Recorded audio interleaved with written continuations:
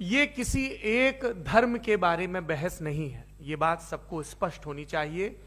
किसी धर्म को महान बताने या किसी धर्म को कमतर बताने की ये बहस नहीं है।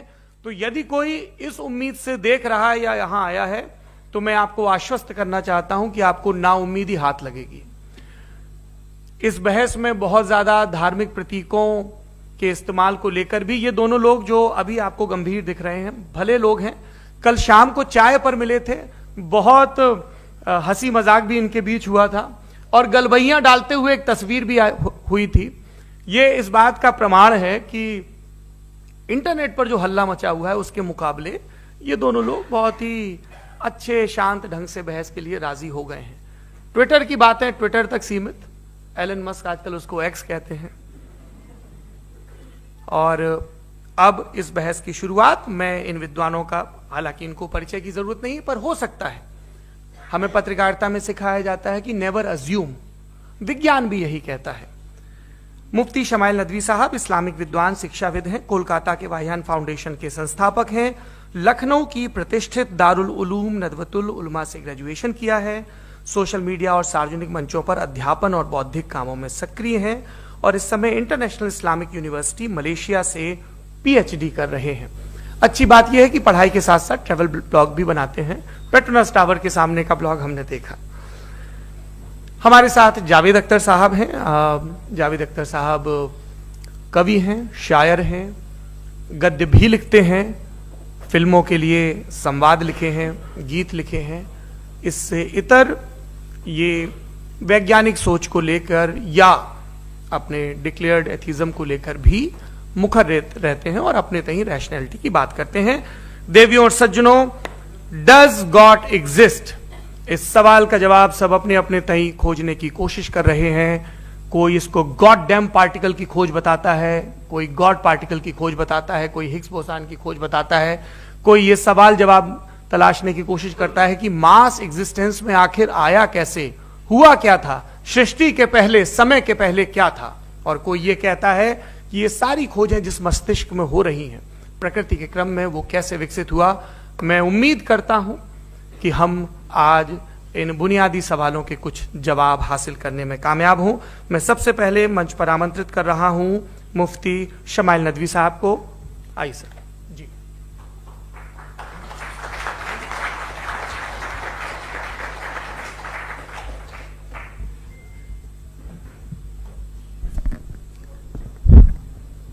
एक आखिरी गुजारिश, आप बोलना शुरू करें। आप लोग प्लीज अपने फोन फ्लाइट मोड पे या साइलेंट मोड पे रखें। एक बार चेक कर लें, कई बार बेध्यानी हो जाती है।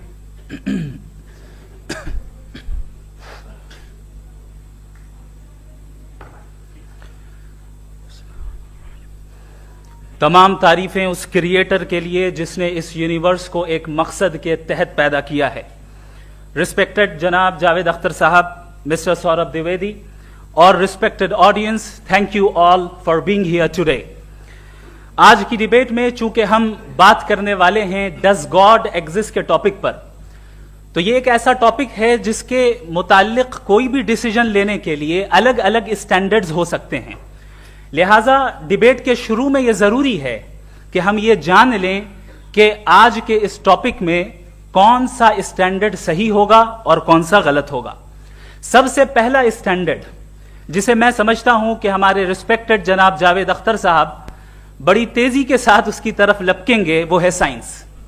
जबकि साइंस दर हकीकत खुदा के एग्जिस्टेंस को डायरेक्टली साबित करने या उसके एग्जिस्टेंस को डिनाई करने के लिए स्टैंडर्ड नहीं बन सकती। और उसकी वजह क्या है, ये मैं नहीं कह रहा, ये वो लोग कह रहे हैं जो साइंस के एक्सपर्ट्स हैं। नेशनल एकेडमी ऑफ साइंस कहती है science doesn't have the processes to prove और disprove the existence of God. Why? क्योंकि साइंस का ताल्लुक एम्पेरिकल एविडेंस से है और एम्पेरिकल एविडेंसेस का ताल्लुक हमारे नेचुरल और फिजिकल वर्ल्ड से है, जबकि गॉड नॉन फिजिकल और सुपर नेचुरल रियलिटी है। लिहाजा नॉन फिजिकल रियलिटी को आप उस टूल के साथ नहीं चेक कर सकते जिसका काम फिजिकल रियलिटी को तलाश करना है। लिहाजा आज इस डिबेट में गॉड की एग्जिस्टेंस को साबित करने या उसे डिनाई करने में साइंटिफिक एविडेंस को एक्सेप्ट नहीं किया जाएगा। दूसरा स्टैंडर्ड हो सकता है रेविलेशन, कि रेविलेशन के जरिए हम यह साबित करें कि गॉड एग्जिस्ट करता है या नहीं। लेकिन यह स्टैंडर्ड भी आज इररेलेवेंट है। क्यों? क्योंकि रेविलेशन मेरे नजदीक सोर्स ऑफ नॉलेज है, वैलिड सोर्स ऑफ नॉलेज है, लेकिन हमारे जावेद अख्तर साहब के नजदीक ये वैलिड सोर्स ऑफ नॉलेज नहीं है। लिहाजा आज की डिबेट में मैं एक भी एविडेंस किसी भी मजहबी स्क्रिप्चर से नहीं दूंगा, ताकि जावेद अख्तर साहब के लिए वो अनएक्सेप्टेबल ना हो। तीसरा जो मेयार हो सकता है वो है ऑब्जर्वेशन, कि भाई कोई कहे कि हमें खुदा दिखाओ, अगर है तो दिखाओ, या ये कि खुदा के एग्जिस्टेंस पर एम्पेरिकल एविडेंस दो, तो यह है दर हकीकत गलत टूल का इस्तेमाल करना। यह ऐसा ही है कि जावेद साहब मुझसे यह मुतालबा करें कि मुफ्ती साहब आप मेटल डिटेक्टर के जरिए प्लास्टिक डिटेक्ट करके दिखाएं। अब चूंकि प्लास्टिक डिटेक्ट नहीं हो पा रही है, लिहाजा plastic does not exist. No, you are using the wrong tool. इस टूल से प्लास्टिक को डिटेक्ट नहीं किया जाता। लिहाजा मैं समझता हूं कि गॉड के एग्जिस्टेंस पर एम्पेरिकल एविडेंस का मुतालबा करना एक बचकाना मुतालबा है, और हमारे रिस्पेक्टेड जनाब जावेद अख्तर साहब इस स्टेज से अब बहुत आगे निकल चुके हैं। अब बचता है एक ही स्टैंडर्ड, और वो स्टैंडर्ड है अक्ल, लॉजिक, रीजनिंग। और यही वो स्टैंडर्ड है जिसके तहत गॉड के एग्जिस्टेंस को साबित किया जाएगा या गॉड की एग्जिस्टेंस को डिनाई किया जाएगा। लेकिन चूंकि ये बहुत इंपॉर्टेंट और सेंसिटिव टॉपिक है, इसलिए लॉजिकल आर्ग्यूमेंट भी ऐसा होना चाहिए जो डेफिनेटिव हो, इनडेफिनेटिव ना हो, जो 2 और 2 4 की तरह बिल्कुल वाजे हो, जिसे लॉजिकली रिजेक्ट करना पॉसिबल नहीं हो। फॉर एग्जाम्पल हम कहें हमारे रिस्पेक्टेड मिस्टर सौरभ साहब, ये एक इंसान है और तमाम इंसान कॉन्शियस बीइंग है, लिहाजा नतीजा क्या निकला? हमारे सौरभ साहब भी कॉन्शियस बीइंग है। क्या ये इनडेफिनेट आर्ग्यूमेंट है या डेफिनेट आर्ग्यूमेंट है? ये डेफिनेट आर्ग्यूमेंट है।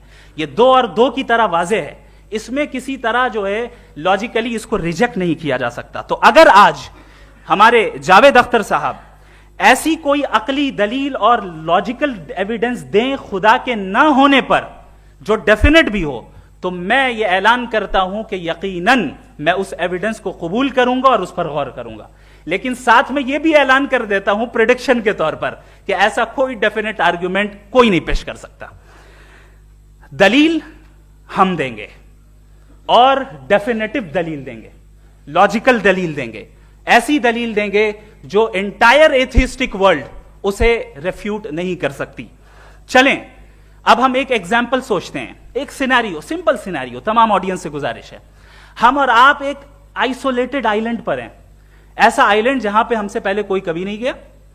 चलते चलते आपके सामने अचानक आपने देखा एक पिंक कलर की बॉल पड़ी हुई है। सबसे पहला सवाल आपके जहन में क्या आएगा कि यह बॉल यहां क्यों आई, कैसे आई, ये पिंक कलर की ही क्यों है? कोई और कलर भी हो सकता था। ये इसी शेप में क्यों है? कोई और शेप भी हो सकता था। नेचुरली आप इस तरफ पहुंचेंगे कि कोई ना कोई है जिसने इन स्पेसिफिक प्रॉपर्टीज के साथ इस बॉल को बनाया है और यहां पे रखा है। चूंकि आप जानते हैं कि ये जो बॉल है इसका एग्जिस्ट करना जरूरी नहीं है, ये एग्जिस्ट कर भी सकती थी, नहीं भी कर सकती थी, और एग्जिस्ट करना ही था तो किसी और फॉर्म में करती, किसी और कलर में करती। अब आप इस बॉल को एक्सपैंड करते चले जाएं, एक्सपैंड करते चले जाएं, एक्सपैंड करते चले जाएं, यहां तक कि ये बॉल यूनिवर्स के साइज की हो जाए। बताइए कि क्या साइज के बढ़ जाने से सवाल बदल जाएगा? हरगिज नहीं बदलेगा। अभी भी सवाल रहेगा, ये यूनिवर्स कहां से आया, इन स्पेसिफिक प्रॉपर्टीज के साथ कहां से आया, क्यों आया, किसने बनाया, यह सवाल उस वक्त भी वैलिड रहेगा। लेकिन यह सवाल अगर हम जनाब जावेद अख्तर साहब से करें तो चूंकि इनका वर्ल्ड व्यू एथिस्टिक है, और सिर्फ इनका नहीं, मतलब जितने भी एथिस्ट हैं और एथिस्टिक वर्ल्ड व्यू को रखने वाले से अगर आप ये सवाल करें कि ये यूनिवर्स कहां से आया, तो इनका जवाब या तो आर्ग्यूमेंट फ्रॉम इग्नोरेंस होगा या डॉगमेटिक होगा। या तो ये कहेंगे कि मुझे नहीं पता कि ये कहां से आया, लिहाजा गॉड डज नॉट एग्जिस्ट, ये आर्ग्यूमेंट फ्रॉम इग्नोरेंस है, या ये कहेंगे कि ये यूनिवर्स खुद ब खुद बन गया। इसका मतलब यह है कि उस बॉल को भी खुद ब खुद बन जाना चाहिए, लेकिन बॉल के ताल्लुक से ये एक्सप्लेनेशन एक्सेप्ट नहीं की जाएगी कि ये खुद ब खुद बन गई, लेकिन यूनिवर्स के ताल्लुक से कर दिया जाएगा। इसे हम दूसरे अल्फाज में डॉगमा भी कह सकते हैं। दूसरी चीज, हमारे जावेद अख्तर साहब जरूर गॉड ऑफ गैप्स की मिसाल भी जरूर देंगे और मिसाल देंगे कि पहले जमाने में बिजलियां कड़कती थी तो लोगों ने किसी एक खुदा की तरफ और बारिश होती थी तो दूसरे खुदा की तरफ मंसूब कर दिया, उनके पास दलील नहीं थी। यह हमारा वर्ल्ड व्यू है ही नहीं, यह हमारा वर्ल्ड व्यू है ही नहीं, क्योंकि नेचुरल फेनोमेना के प्रोसेस की इंटरप्रिटेशन को जान लेने से यह कहां से साबित हो गया कि गॉड एग्जिस्ट नहीं करता है। इस पर मैं इंशाअल्लाह अभी आगे बात करूंगा। आप हजरात ये भी देखेंगे और मैं ये एक्सपेक्ट करता हूं कि हमारे रिस्पेक्टेड जनाब जावेद अख्तर साहब जरूर इमोशनल आर्ग्यूमेंट्स भी देंगे, जो कि एक लॉजिकल फेलेसी है जब बात आती है ट्रुथ को डिसाइड करने में। क्यों? मिसाल के तौर पर वो कहेंगे कि अगर गॉड है तो इविल क्यों एग्जिस्ट करता है, जबकि मैं कहता हूं इविल का एग्जिस्ट करना गॉड के एग्जिस्ट करने की दलील है, उसके खिलाफ नहीं है। चूंकि अगर गॉड है तो हम सब उसके सामने अकाउंटेबल हैं, और अगर हम अकाउंटेबल हैं तो अकाउंटेबिलिटी के लिए इविल का मौजूद होना जरूरी है, उसके बगैर हम अकाउंटेबल नहीं हो सकते। और अगर हम अकाउंटेबल नहीं हैं तो हम जनाब जावेद अख्तर साहब से पूछेंगे कि आप बताएं कि फिर सफरिंग इस दुनिया में क्यों है? अगर खुदा नहीं है तो सफरिंग क्यों है? और उन लोगों के जज्बे का क्या जिनके अंदर सफरिंग के बाद इंतकाम लेने का जज्बा पाया जाता है और वो इस दुनिया से ऐसे ही चले गए, क्या उनकी सारी तकलीफें बेकार चली जाएंगी? अब आ जाएं उसी एग्जाम्पल की तरफ कि बॉल, मुझसे अगर कोई पूछे इस बॉल को किसने बनाया और या इस एक्सपेंडेड बॉल को किसने बनाया, मैं कहूंगा कि चूंकि ये यूनिवर्स और इस यूनिवर्स की तमाम चीजें कॉन्टिंजेंट हैं। कॉन्टिंजेंट होने का मतलब ये होता है कि जो अपने एग्जिस्टेंस पे किसी के ऊपर डिपेंड करती हो, तो जाहिर है ये यूनिवर्स कॉन्टिंजेंट है। और अगर कोई चीज कॉन्टिंजेंट नहीं है तो मैं रिक्वेस्ट करूंगा कि मुझे दिखा दें कि कौन सी चीज यूनिवर्स में कॉन्टिंजेंट नहीं है, हम भी जरा गौर कर लें और हम भी देख लें।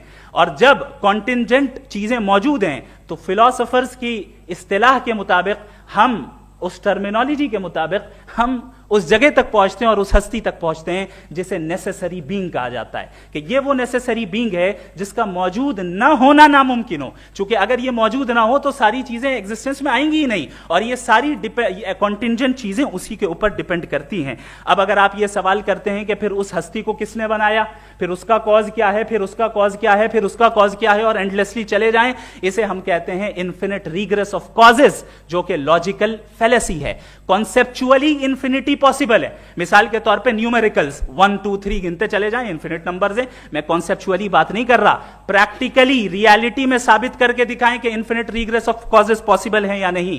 अगर पॉसिबल हैं तो हम मान लेंगे, मिसाल दे दें, और पॉसिबल नहीं है तो एक ही ऑप्शन बचता है जिसे हम कहते हैं नेसेसरी बीइंग। ऐसी नेसेसरी बीइंग जो इंडिपेंडेंट है, क्योंकि अगर वो डिपेंडेंट हुई तो वो नेसेसरी नहीं रहेगी। ऐसी इंडिपेंडेंट बीइंग जो इटर्नल है, अगर वो इटर्नल नहीं होगी, उसकी बिगिनिंग होगी तो वो खुद कॉन्टिंजेंट है। ऐसी बीइंग जो पावरफुल है, क्योंकि कॉन्टिंजेंट को एक्चुअलाइज करने के लिए पावर चाहिए। ऐसी बीइंग जो इंटेलिजेंट है और नॉलेजेबल है, क्योंकि ये यूनिवर्स स्पेसिफिक फॉर्म और स्पेसिफिक लॉज ऑफ नेचर के तहत प्रिसाइजली चल रहा है।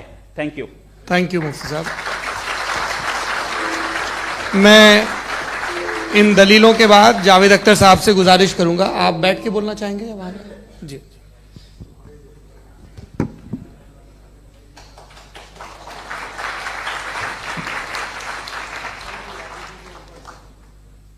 पहले तो मैं मुफ्ती साहब को एक अच्छी खबर देना चाहूँगा कि मेरी नॉलेज साइंस के बारे में बड़ी मामूली है, तो आप फिक्र ना करें उसकी, लेकिन कुछ कॉमन सेंस है मुझ में। देखिए, ये खुदा का तस्वुर कोई नया तस्वुर नहीं है, ये सदियों से रहा है। ये कुछ रिलीजन 3000 साल पुराने होंगे, 4000 साल पुराने होंगे, लेकिन इंसान कोई 10,000 12,000 साल से एग्जिस्ट करता है होमोसेपियन की शक्ल में, और हमेशा कुछ ना कुछ मजहब रहे। ये मजहब जाहिलों के नहीं थे, ये मजहब एक ऐसी ग्रीक सोसाइटी के थे जहाँ बड़े बड़े फिलोसफर पैदा हुए। ये मजहब इजिप्शियंस के थे जिन्होंने पिरामिड्स बनाए थे। ये रोमन्स के थे कि जिनका आर्किटेक्चर और सेनेट यानी पहली बुनियाद डेमोक्रेसी की, लिमिटेड थी मगर डेमोक्रेसी थी, ये उन लोगों ने किए थे। तो इनका जो जुपिटर था, रा था, ज़्यूस था, उन्हें उस पर इतना ही एतमाद था जितना आज किसी मजहबी आदमी को अपने खुदा पे होगा। क्रिश्चियनिटी आने से पहले यूरोप में एक मजहब था, जर्मेनिक रिलीजन। उसका एक खुदा था, उसकी एक बीवी थी, उसके 2 बेटे थे, एक बेटी थी। कि जर्मनी में जब यूरोप में क्रिश्चियनिटी आई तो वो खुदा, उसकी बीवी और पूरे खानदान चला गया। तो हमने, अगर हम हिस्ट्री देखें तो खुदा जो है वो ज़्यादातर फ़नी है, वो हमेशा रहे नहीं। और वो जो लोग इन्हें मानते थे उनको आप कहें वो तो जाहिल थे, उन्हें तो कुछ पता ही नहीं था, ऐसा नहीं है। वो अपने वक्त में बड़े काबिल लोग थे और अपने वक्त में उन्होंने बड़े बड़े काम किए हैं, फिलोसफर्स थे, साइंटिस्ट थे, लेकिन उनका मजहब कहाँ गया, उनके खुदा कहाँ गए? आज जो खुदा हैं दुनिया में लोग उन्हें मानते हैं। आपको क्या मालूम कि कितने बरसों के बाद क्या होने वाला है? हम यूरोप में देखते हैं तो चर्च खाली हैं। तो वक्त के साथ चीज़ें बदलती हैं। जहाँ तक इसका ताल्लुक है मजहबों का, हर मजहब आपसे एक चीज मांगता है, फेथ। ये फेथ क्या चीज होती है? What is the difference between faith and belief?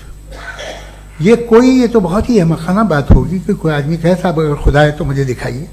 ये तो जाहिलाना बात हुई। मैंने तो नॉर्थ पोल नहीं देखा है, मगर मैं मानता हूं कि नॉर्थ पोल है। मैं क्यों मानता हूं? इसलिए कि अगर ये दुनिया राउंड है तो उसका कोई टॉप होगा। कुछ लोग हैं जो वहां गए भी हैं, कॉमन सेंस कहता है कि ऐसा होगा, सबूत है, गवाह है, रीजन है। तो ये मेरा फेथ नहीं है। तो फेथ में और बिलीफ में डिफरेंस क्या है? जो मजहब मांगता है आपसे, हर मजहब फेथ मांगता है। फेथ का मतलब यह है कि ना कोई गवाह हो, ना कोई सबूत हो, ना कोई रैशनल हो, ना कोई लॉजिक हो, ना कोई प्रूफ हो, मगर तुम एक बात को मानो। यह है फेथ। वरना बिलीफ होता। अगर इसमें कुछ भी सबूत होते, गवाह होते, तो फिर इसे आप बिलीफ कहते। जैसे मेरा बिलीफ है कि नॉर्थ पोल है, मेरा फेथ थोड़ी है। फेथ इन तमाम शर्तों को रद्द करता है। तो फिर स्टुपिडिटी क्या है? अगर मैं एक बात ऐसी मानूं जिसकी ना कोई लॉजिक है, ना कोई रैशनल है, ना कोई प्रूफ है, ना कोई गवाह है, ना कोई सबूत है, और मैं उसे मानूं, तो ये स्टुपिडिटी हुई।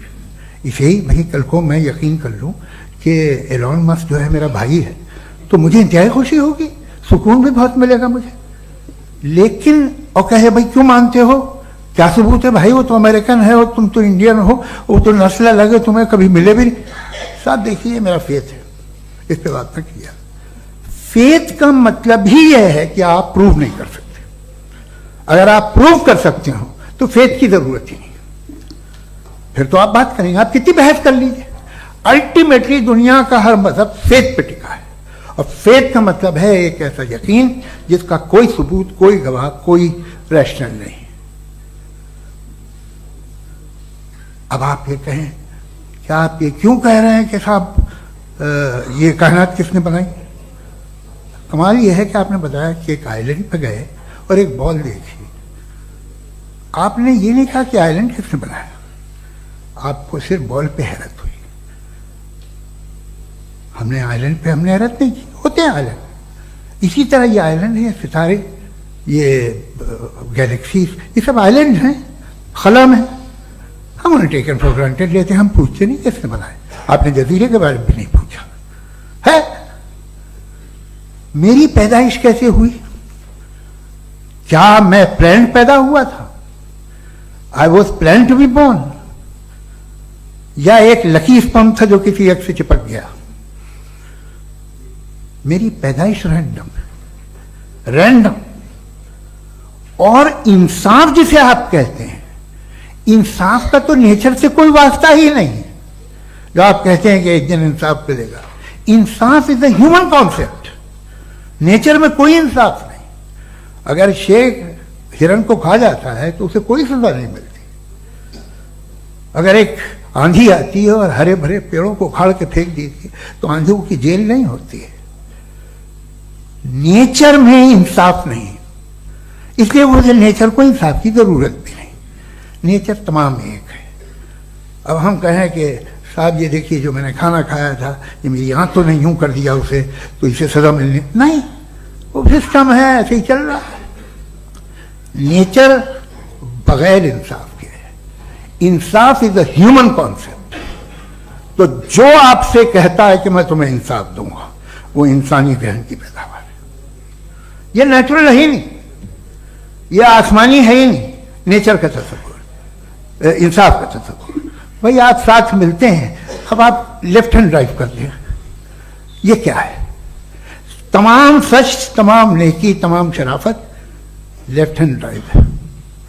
वरना क्या होगा, या तो आप क्रॉस कर देंगे, आपका एक्सीडेंट हो जाएगा, या आप किसी को मार देंगे, या ट्रैफिक जैम हो जाएगा। झूठ, बेईमानी, रिश्वतखोरी, ये तमाम जो है driving on the wrong side है। इसके ऊपर कुछ नहीं। ये तो हमने बनाया, जैसे हमने लेफ्ट हैंड ड्राइव बनाई है। ये कॉन्सेप्ट ऑफ इंसाफ जो है ये हमारा है, इसका नेचर से कोई वास्ता नहीं। शेर खा जाता है हिरन को, उसे जेल होती है क्या? कुछ भी नहीं, है ही नहीं। तो ये जो दुनिया के रिलीजन प्रॉमिस करते हैं आपसे इंसाफ, इसी से मालूम होता है कि ये मैन मेड है।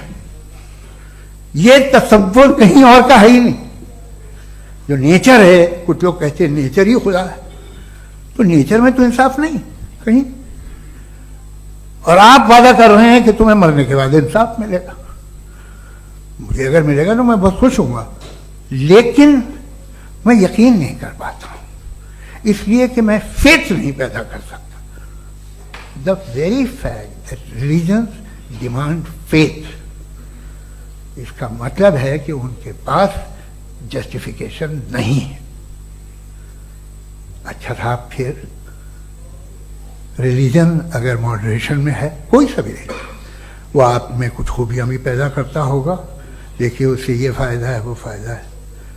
अल्कोहल जो है वो ज्यादातर दवाओं में यूज होती है, और एक सर्वे किया गया था अमेरिका में कि लॉन्जिटिविटी किन लोगों की है। तो एक तरफ वो लोग थे जो शराब पीते ही नहीं थे, और एक तरफ वो थे जो एक बोतल शराब रोज पीते थे। सबसे ज्यादा लंबी उम्र की है जो 2 पैक नाप के शराब पीते और खाना खाते हैं।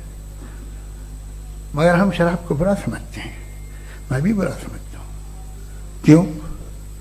ऐसा होता नहीं। कुछ चीजों में आदत होती है जो बढ़ती है। आज तक में एक आदमी दूध पीता है, आप 10 साल बाद भी मिलेंगे तो एक ही गिलास पीता होगा। ऐसा नहीं होता, सुबह से दूध पीता रहता है।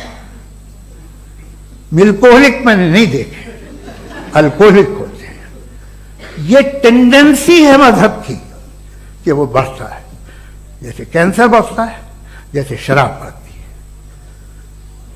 कुछ लोग होंगे जो उसे सही तरह से यूज करते हैं। मुझे यकीन है कि हमारे मुफ्ती साहब भी उनमें से एक, इनसे बहुत खुशी हुई मुझे इनसे मिलकर।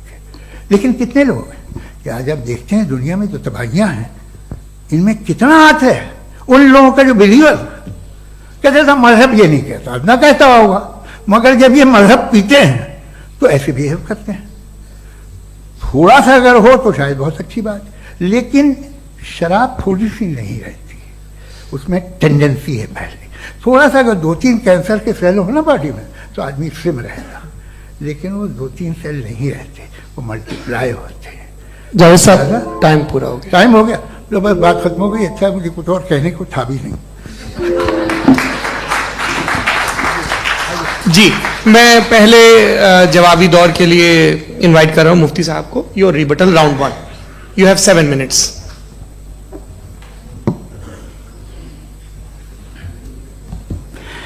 Thank you very much Javed साहब। आपकी बात को सुनकर बड़े महजूज हुए हम लोग। महजूज, do you understand? We enjoyed. Okay, अब थोड़ा सा लॉजिकली उसको हम लोग देखते हैं। दरअसल हम लोगों ने कल गुजारिश की थी मुफ्ती साहब से भी, जावेद साहब से भी, कि हिंदुस्तानी जबान आम फहम सबको समझ में आ जाए, और जहां कहीं आप मुश्किल शब्द इस्तेमाल करें वहां बताते भी चलें। Thank you. तो सबसे पहले हमारे रिस्पेक्टेड जावेद साहब ने हवाला दिया कि खुदा फानी है। कितने मजहब आगे चले गए, किसी ने जुपिटर को खुदा माना, किसी ने किसी को माना। मैं कहता हूं जिसने कॉन्टिंजेंट चीज को खुदा माना, गलत माना, वो खुदा ही नहीं, वो खुदा ही नहीं है। हम तो नेसेसरी बीन को साबित करने बैठे हैं, वो नेसेसरी कॉज जो इटरनल है, जो अबदी भी है और अजली भी है। हम किसी और को साबित करने नहीं बैठे। दूसरी चीज, उन्होंने कहा कि फेथ एंड बिलीफ ये एक ऐसी डेफिनेशन है फेथ की जो इन्होंने पहली मर्तबा पेश की है, या माफ कीजिएगा इन्होंने पहली मर्तबा पेश नहीं की है, रिचर्ड डॉकिंस ने पहली मर्तबा पेश की है। मुझे मालूम है ये सोर्स कहां से है। एपिस्टेमोलॉजिकली फेथ और बिलीफ का फर्क आप इस तरह नहीं कर सकते सर। फेथ सही भी होता है, गलत भी होता है, बिलीफ सही भी होता है, गलत भी होता है। जो लॉजिक, रीजन और एविडेंस से बैक्ड होगा वो फेथ सही होगा। और आप जिस फेथ की बात कर रहे हैं कि इलॉजिकल है और उसके पीछे नहीं है, तो we are on the same page. हम नहीं मानते उस फेथ को, जो फेथ ऐसा हो जिसके पीछे कोई लॉजिक ना हो, एविडेंस ना हो, हम नहीं मानते। हम तो उस फेथ के कायल हैं जिसके पीछे लॉजिक हो और एविडेंस हो। तो बिलीफ सही भी होता है, गलत भी होता है, फेथ भी सही होता है और गलत भी होता है। तो आज फेथ और बिलीफ के डिफरेंस पे बात नहीं हो रही है। आज आप चाहे फेथ एक्सेप्ट कर लें या बिलीफ एक्सेप्ट कर लें, आज ये बात होगी कि ट्रूथ क्या है, चाहे ट्रू बिलीफ सही है या ट्रू फेथ सही है, और फॉल्स फेथ क्या है और फॉल्स बिलीफ क्या है, बात इस पे हो रही। दूसरी चीज इन्होंने पूछा, स्टुपिडिटी फिर क्या है? अगर फेथ, रिलीजन स्टुपिडिटी नहीं है तो और क्या है? चूंकि फेथ का मुतालबा करते हैं तो स्टुपिडिटी क्या है? मैं कहता हूं स्टुपिडिटी एथिज्म है। उसकी वजह यह है कि आप एक सड़क पे जा रहे हो और आप किसी गार्डन में जाएं और देखें वहां लिखा है फूलों के साथ, I love Javed Akhtar and I really do, I love you sir. तो जब आप वहां पर पहुंचे तो वहां पहुंचकर अब ये बताएं, क्या आप ये कहेंगे वाह व्हाट अ नेचुरल सिलेक्शन? ये क्या नेचुरल सिलेक्शन है? नहीं, ये प्रिसाइजली डिजाइंड है, इसके पीछे डिजाइनर है। लिहाजा अगर कोई एक ऐसी कॉमन सेंस की बात को कबूल नहीं कर रहा है कि यूनिवर्स जो इतने प्रिसाइजली काम कर रहा है, हम कह दें कि खुद ब खुद बन गई, मैं समझता हूं इससे बड़ी स्टुपिडिटी और कुछ नहीं है। ये इरैशनल चीज है। फिर हमारे सर ने कहा कि आपने बॉल पे फोकस किया, आइलैंड पे फोकस नहीं किया। अरे आइलैंड को किसने बनाया यही समझाने के लिए तो बॉल की मिसाल दे रहा हूं। और बॉल भी कॉन्टिंजेंट है, आइलैंड भी कॉन्टिंजेंट है, दोनों नेसेसरी बीइंग का मुतालबा करते हैं। आगे इन्होंने कहा कि नेचर में कोई इंसाफ नहीं है, हम डिसाइड करते हैं कि मोरालिटी क्या होती है, इंसाफ क्या होता है, हम डिसाइड करते हैं। जैसे ड्राइविंग सीट में ट्रैफिक वाला, ये तो किसी खुदा ने नहीं कहा, ये है, इसे कहते हैं फॉल्स इक्विवेलेंस। ये एक लॉजिकल फेलेसी है। आपने जो है मिसाल दी ड्राइविंग की और ट्रैफिक की, ये सब्जेक्टिव मोरालिटी है। आप सब्जेक्टिव मोरालिटी को मिसाल बनाकर ऑब्जेक्टिव मोरालिटी के ऊपर नहीं थोप सकते। इंसाफ की ऑब्जेक्टिव मोरालिटी। अगर आप ये कहते हैं कि नेचर में इंसाफ नहीं है, तो इंसाफ का न होना ये नेचुरल हुआ, तो फिर नेचर को नेचर रहने दे, क्यों हम इतना स्ट्राइव कर रहे हैं दुनिया में इंसाफ लाने के लिए? ये तो इलॉजिकल बात है, इरैशनल बात है। इसलिए बहुत सी चीजें ऐसी हैं जो ऑब्जेक्टिवली जो है इविल या गुड हैं, और बहुत सी चीजें ऐसी हैं जो सब्जेक्टिवली हैं। सब्जेक्टिवली जो मोरल होता है या इमोरल होता है, उसको हम सोशल कंसेंसस से या पर्सनल प्रेफरेंस से डिसाइड करते हैं। लेकिन जो ऑब्जेक्टिव मोरालिटी है, जिसमें इंसाफ आया, जो इन्होंने बार बार रिपीट किया, ये ऑब्जेक्टिव है, सब्जेक्टिव नहीं है। अगर आप कहते हैं ये सब्जेक्टिव है, तो मेरा सवाल आपसे यह है, क्या सोशल कंसेंसस के जरिए अगर जुल्म को सही करार दे दिया जाएगा तो आप जुल्म को जस्टिफाई करेंगे? दूसरी चीज इन्होंने यह कहा कि 2 पैक शराब पी लें तो वो उतने पे नहीं रहता, बढ़ जाता है। यही मामला मजहब के साथ है। 2 पैक आप पी लें, बढ़ेगा। तो ये एक ऐसी मिसाल है, इसको कहीं भी फिट कर लें कि आप एथिज्म पे जब फिट करें, जब आप 2 पैक एथिज्म का लेंगे ना, तो वो बढ़ बढ़ के नॉर्थ कोरिया बनेगा। Thank you.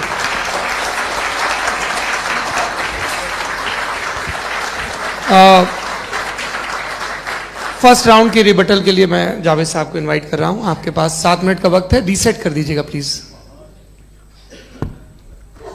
मुझे इस बात की खुशी है कि मुफ्ती साहब ने भी मान लिया कि नेचर में कोई इंसाफ नहीं है। तो कोई भी चीज़ जो इंसान ने नहीं बनाई है उसमें इंसाफ नहीं होता है। एक बात मैं आपसे अर्ज करूँ, जरा पता लगा लीजिएगा, ये जो आप बाग में जाते हैं बेहद खूबसूरत फूल देखते हैं ना, इनमें से कोई नेचुरल नहीं है। ये सारे फूल क्रॉस करके बनाए गए हैं। जो जंगल में फूल होते हैं निहायत मामूली होते हैं, ये फूल इंसानों ने बनाए हैं। जो आप बाग में देख के वाह वाह कहते हैं, ये इंसानों के बनाए हुए हैं। डिफरेंट फूलों को क्रॉस करके, डेवलप करके, फिर क्रॉस करके इस तरह से बनाए गए। नेचुरल फ्लावर नहीं। किसी जंगल वीरान में जाके आप गुलाब के फूल नहीं देखेंगे। ये सब बनाए हुए इंसान ने, बहुत से काम इंसान ने किए हैं। बाकी है कि आपने मेरी एक बात का जवाब नहीं दिया, जिससे मुझे शिकायत है कि फेथ क्या है और आप फेथ मांगते क्यों हैं मुझसे? आप तो लॉजिकल हैं, आपके पास तो सारे रैशनल हैं, आपके पास सारे सबूत हैं, तो तो आपको फेथ की डिमांड क्यों करते हैं कि भाई तुम सरेंडर कर दो और सवाल मत करो? कोई मजहब सारे सवाल करने की इजाजत नहीं देता है और मना करता है कि ज्यादा सवाल ना करो, बह जाओगे तुम। आप क्यों रोकते हैं? हकीकत यह है कि इंसानी तारीख क्या है। इंसानी तारीख यह है कि दुनिया में दो तरह के लोग हुए हैं। एक वो जिन्होंने अपनी लाइल्मी की परस्तिश की है, दूसरे वो जिन्होंने अपनी इग्नोरेंस या लाइल्मी से झगड़ा किया है और मालूम किया है कि क्या है। ये जो आप कह रहे हैं, आज आप हैरान हैं कि भाई ये यूनिवर्स कैसे बनी। लोग हैरान थे कि सूरज डूबता है तो इधर से कैसे निकलता है। और आप एक कदम जाके हमेशा का मानने को तैयार है, एक कदम पीछे ही मान जाइए। भाई आप इसके बाद जाते हो, कहते सवाल ना करना कि ये कहां से आया, ये पावर तो हमेशा से हमेशा रहेगी। तो आप यूनिवर्स के बारे में मानने में क्या तकलीफ है? एक कदम पहले रुक जाइए, ये हमेशा से थी या नहीं थी हमें मालूम नहीं है। और ये कहना कि हमें मालूम नहीं है, कमाल ये है कि दुनिया के सारे मजहब सब जानते हैं ये दुनिया कैसे बनी थी, कैसे मिटेगी, मरने के बाद क्या होगा, इनको सब इल्म है। इनको किसी को डायनासोर होते थे पहले ये नहीं पता था, किसी को नहीं पता। किसी भी दुनिया की मजहबी किताब में डायनासोर का जिक्र नहीं है। लेकिन बाकी सब बातें, how to make universe in 4 easy lessons and बाकी सब पता है।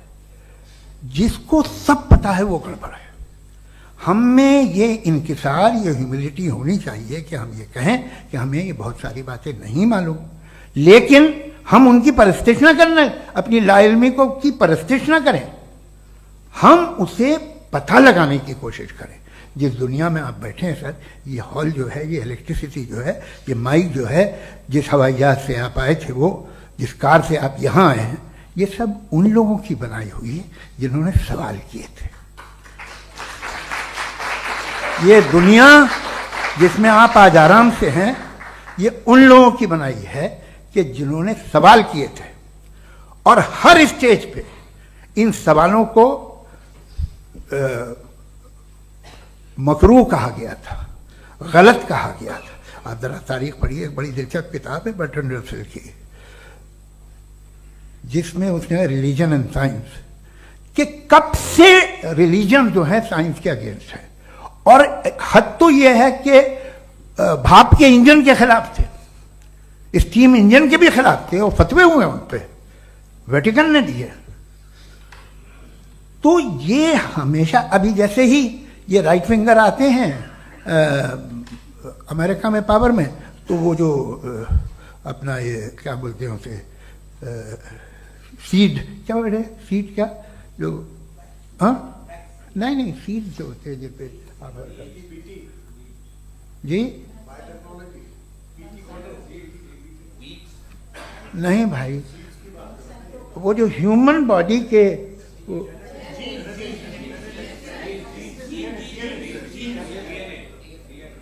उस पर रिसर्च बंद हो जाती है, रिपब्लिकन नहीं करने देते।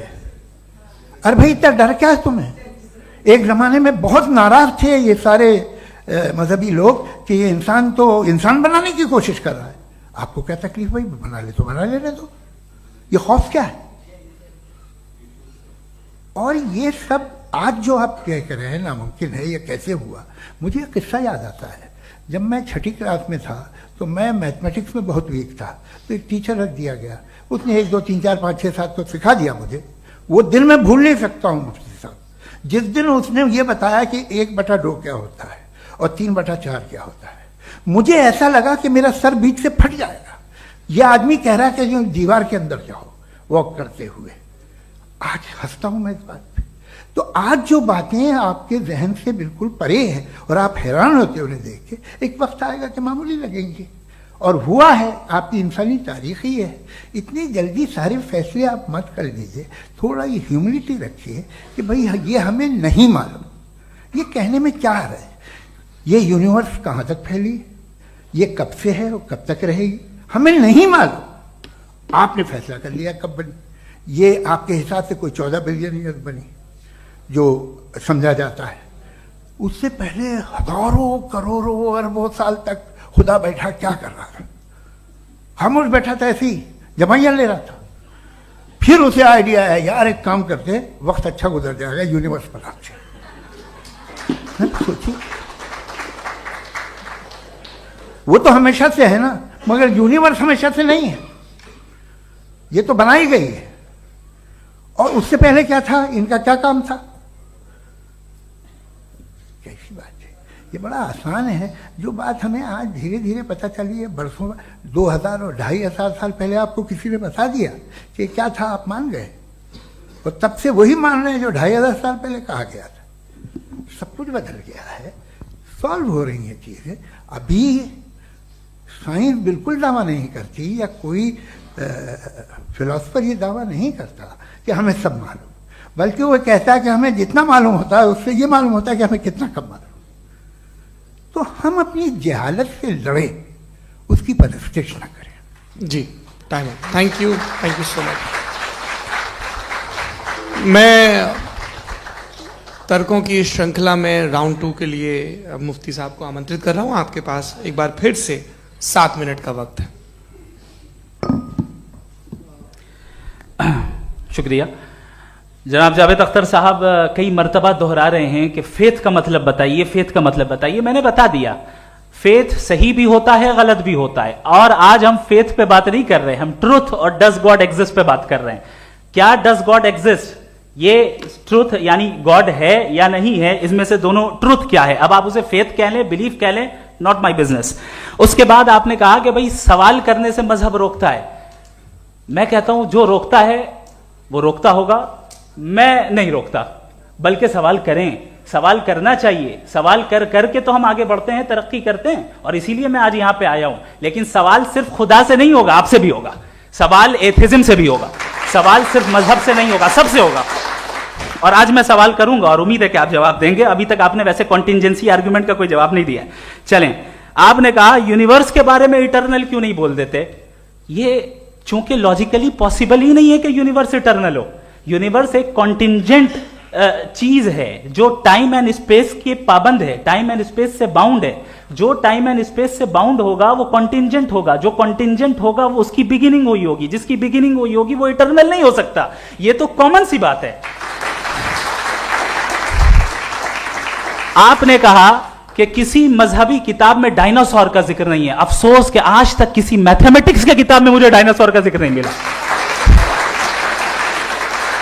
तो इसका मतलब मैथमेटिक्स की किताब बेकार है? नहीं, उसका वो टॉपिक नहीं है। रेवलेशन का और मजहबी किताबों का टॉपिक ये नहीं है कि आपको आके बताए साइकिल कैसे बनाते हैं, या आकर ये बताएं कि जो है डायनासोर कब था। वो तो मोरालिटी सिखाने आया है, गॉड के बारे में बताने आया, नॉन फिजिकल रियलिटी की हकीकत को सिखाने के लिए आया।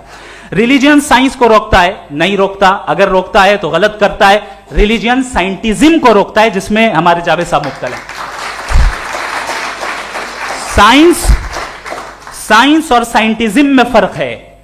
साइंटिज्म यह है कि आप समझें कि साइंस और साइंटिफिक मेथोडोलॉजी ये नॉलेज को हासिल करने का वाहिद सोर्स ऑफ नॉलेज है। यह है साइंटिज्म। हम इसे रिजेक्ट करते हैं। हम साइंस को तो तरक्की करते हैं, भाई आप हमारी पूरी तारीख कर लें, पढ़ लें तो आपको पता चल जाएगा। बहरहाल ये अलग टॉपिक है। उसके बाद इन्होंने एक लफ्ज कहा, वेटिकन ने फतवा दिया। वेटिकन का फतवे से कोई ताल्लुक नहीं है, दोनों कॉन्ट्राडिक्टरी अल्फाज हैं। उसके बाद उन्होंने कहा कि भाई हमें नहीं मालूम। अगर नहीं मालूम तो क्लियरली कह देना कि नहीं मालूम है, इसमें क्या हरज है। तो वही तो मैं कह रहा हूं ना कि आप कह दें कि नहीं मालूम, लेकिन क्लेम क्यों कर रहे हैं कि गॉड एग्जिस्ट नहीं कर रहा है। आप कह दें नहीं मालूम है, हो सकता है हो सकता ना हो, लेकिन आप क्लेम कर रहे हैं। The moment you say God does not exist, this is a claim, and now the burden of proof is upon you too, जैसे हमारे ऊपर है। और क्यों है मैं बताता हूं, क्यों है ये भी मैं बताता हूं। फिलोसॉफिकली जो क्लेम होता है ना, सिर्फ ये नहीं होता कि इंसान कहे पॉजिटिव क्लेम करे और नेगेटिव क्लेम करे तो बर्डन ऑफ प्रूफ नहीं है। आप मिसाल के तौर पे मैं कहूं कि फुला उस कमरे में कोई नहीं है, मैंने एक नॉलेज का क्लेम किया है। उस कमरे में कोई नहीं है, मैंने एक नॉलेज का क्लेम किया। या तो मैं कहूं मुझे नहीं पता, हो भी सकता है नहीं भी हो सकता है, this is not a claim. लेकिन जब मैं कह रहा हूं कि वहां कोई नहीं है, या मैं कह रहा हूं वहां कोई है, दोनों क्लेम है और दोनों के ऊपर बर्डन ऑफ प्रूफ है। हमारे ऊपर भी बर्डन ऑफ प्रूफ है। मैंने कंटिजेंसी आर्ग्यूमेंट दिया, इसे तोड़कर दिखाइए। आखिरी चीज, इन्होंने कहा कि खुदा दुनिया बनाने से पहले 150 साल पहले या करोड़ों साल पहले क्या कर रहा था? अरे हजरत, चलें, बहरहाल मैं जवाब दे देता हूं, आप हमारे रिस्पेक्टेड पर्सनालिटी हैं, अगर आप नहीं होते तो मैं ऐसे एंटरटेन ही नहीं करता। टाइम, ये 100 साल पहले या 100 साल बाद, पहले बाद में अभी, ये वो अल्फाज हैं जिनका ताल्लुक टाइम से है। टाइम शुरू ही हुआ है यूनिवर्स की बिगिनिंग के बाद, तो उसके पहले खुदा क्या कर रहा था? सवाल इलॉजिकल है, ये फेलेसी है। यानी आप ये कह रहे हैं कि यूनिवर्स के बनने से पहले खुदा क्या कर रहा था? टाइम के बनने से पहले, पहले का ताल्लुक टाइम से, टाइम उस वक्त था ही नहीं, तो ये सवाल ही इनवैलिड है खुदा के ताल्लुक से। दूसरी चीज, आर्ग्यूमेंट ऑफ कंटिंजेंसी जो मैंने आपके सामने पेश की है, आपने बार बार ये प्रूफ किया और ये कह रहे हैं कि गॉड ऑफ गैप्स। देखिए, पहले नहीं मालूम था, साइंस ने कर दिया। सिंपल्स की मिसाल से मैं समझा देता हूं। जिस गैप्स की आप बात कर रहे हैं ना, साइंस उन गैप्स को जिन चीज के जरिए भी प्रूव करेगा वो कॉन्टिंजेंट ही होगा, अब चाहे वो फोर्स हो, मैटर हो या एनर्जी हो। लिहाजा सवाल हमारा उस वक्त भी वैलिड होगा जब तक कि आप नेसेसरी बीइंग पे ना आ जाएं, और इन्फिनिट रिग्रेस पॉसिबल नहीं है of causes in practical world, तो जाहिर है कहीं रुकना पड़ेगा, जहां रुकेंगे वही खुदा है। दूसरी चीज, आपने ये गा, क्या कह रहा था मैं, किस पॉइंट को? What? Oh no, after that. Just now. हाँ, जहां रुकेंगे वही खुदा है। बहरहाल, तो टाइम का जिक्र हो गया, गॉड ऑफ गैप, सॉरी, या इसकी एक मिसाल आप ले लें। एक कार है, एक साहब ने देखा कि भाई कार जो है उसके व्हील्स कितने अच्छे लगे हुए हैं सही जगह पे, स्टीयरिंग जो है कितने अच्छे जगह पे लगी हुई, और सीट्स कितने वेल डिजाइंड है, कितनी प्रिसाइजली ये कार काम कर रही है, तो जरूर कोई ना कोई इसे क्रिएट किया है, किसी ने क्रिएट किया है। अब जावेद साहब आए और कहे, अरे जनाब बोनेट खोलिए, इसमें इंजन है, इंजन इस कार को चला रहा है, hence prove no one has created the car. This is illogical, this is irrational.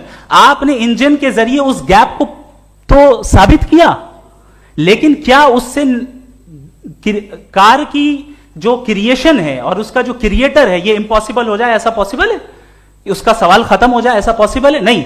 आपने गैप्स को फिल करके, कॉन्टिंजेंट चीजों से गैप्स को फिल करके हमारे ऑब्जर्वेशन को और ब्रॉड कर दिया। अब हमें और पता चल गया कि ये जो कार है इसका सिस्टम कितना ज्यादा कॉम्प्लेक्स है। पहले कम समझते थे, अब कॉम्प्लेक्सिटी और ज्यादा वाजे हो गई। अब हमें समझ में आ रहा है कि हमारी सर्टेनिटी और बढ़ गई कि जरूर इस कार को किसी ना किसी ने बनाया। यही मामला यूनिवर्स का है। साइंस हमेशा फिजिकल वर्ल्ड की चीजों को ही फिल करती जाएगी और फिजिकल चीजों से ही करती जाएगी, चूंकि एम्पेरिकल एविडेंस का ताल्लुक फिजिकल वर्ल्ड से है।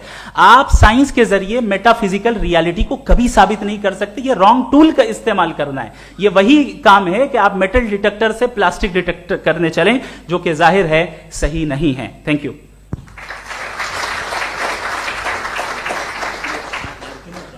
जी, ये आर्ग्यूमेंट का राउंड 2 है। हाँ। 7 मिनट है। पहले तो मैं आपसे अर्ज करूं कि आपने कहा कि जब कायनात ही नहीं थी तो वक्त भी नहीं था, कुछ भी नहीं था। कैसे नहीं था? खुदा था, एक एग्जिस्टेंस तो था ना खुदा का। तो जब खुदा था तो वक्त भी होगा। ऐसा नहीं कि कुछ भी नहीं था, खुदा था। अच्छा, बाकी एक आपने कहा साहब आप साबित कीजिए, आपके पास भी लॉजिक है या मेरे पास भी लॉजिक है। मेरा जिम्मेदारी नहीं है साबित करना कि खुदा है। बर्टन रसल ने बड़ी अच्छी बात कही। बर्टन रसल ने बड़ी अच्छी बात कही। मैं आपसे अगर ये दावा करूं कि एक चाय की केतली मरीख के चारों तरफ घूम रही है, मार्स के चारों तरफ, तो यह आपका काम नहीं है कि आप साबित करें कि कोई चाय की केतली नहीं है। यह मेरा काम है, मैंने दावा किया है। यह दावा तो मजहबी लोग करते हैं कि खुदा है। मैं क्यों साबित करूं कि नहीं है? जब तक आप मुझे कन्विंस नहीं कर देंगे मैं नहीं मानूंगा। आपकी जिम्मेदारी है, मेरी जिम्मेदारी नहीं है। दोयम ये कि ये जो आप कह रहे हैं, जो गैप्स हैं, ये गैप जब जब किसी मजहब को चैलेंज करते हैं, जब ऐसा कोई बात आती है तो हंगामा हो जाता है कि जब वो चैलेंज करें किसी फेथ को। ये तमाम साइंस जो है इसे मुख्तलिफ जगहों पे मुख्तलिफ वक्तों में मजहब ने रोकने की कोशिश की है। ये किताब है religion and science, Burton Russell की, पढ़िएगा, अच्छी लगेगी आपको। तारीख ही है साइंस, मजहब की साइंस से उसका यही रिश्ता है। अच्छा, अब ये हम सोचें कि बहरहाल ये वजूद जो है मजहब और ये बिलीव इन गॉड इंसान को बेहतर बना देता है, तो एक काम कीजिए, हिंदुस्तान वर्ल्ड का नक्शा लीजिए और मार्क कीजिए कि रिलीजन कहाँ कहाँ ज़्यादा है, कहाँ कहाँ, चाहे वो लैटिन अमेरिका हो या मिडल ईस्ट हो या फार ईस्ट हो या हिंदुस्तान के वो इलाके जहाँ मजहबियत ज़्यादा है। रख दीजिए नक्शा अलग। अब दूसरा नक्शा कि कहाँ कहाँ नाइंसाफ़ी, रिप्रेशन, औरतों के हुकूक की पामाली, जुल्म, डिक्टेटरशिप कहाँ है, नक्शा एक ही होगा। तो आप मुझे बताएं कि जो इसका तरकीब इस्तेमाल क्या है, खुदा का तरकीब इस्तेमाल तो बताइए। आप छोटी सी दवा सड़क पे बेचते हैं उसकी भी तरकीब इस्तेमाल बताते हैं, इसके इस्तेमाल से तो फायदे नहीं हुआ किसी को। जो सारे के सारे खराब मुल्क हैं, खराब समाज है, वो सारे जुल्म खुदा के नाम पे करते हैं। वो गलत करते हैं, सही करते हैं, मुझे क्या लेना देना उससे। इस्तेमाल से मालूम होता ना।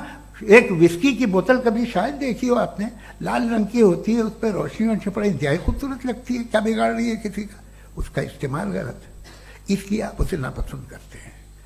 इसका इस्तेमाल गलत है, इस तसव्वुर का इस्तेमाल ही गलत है और हमेशा से गलत हुआ है।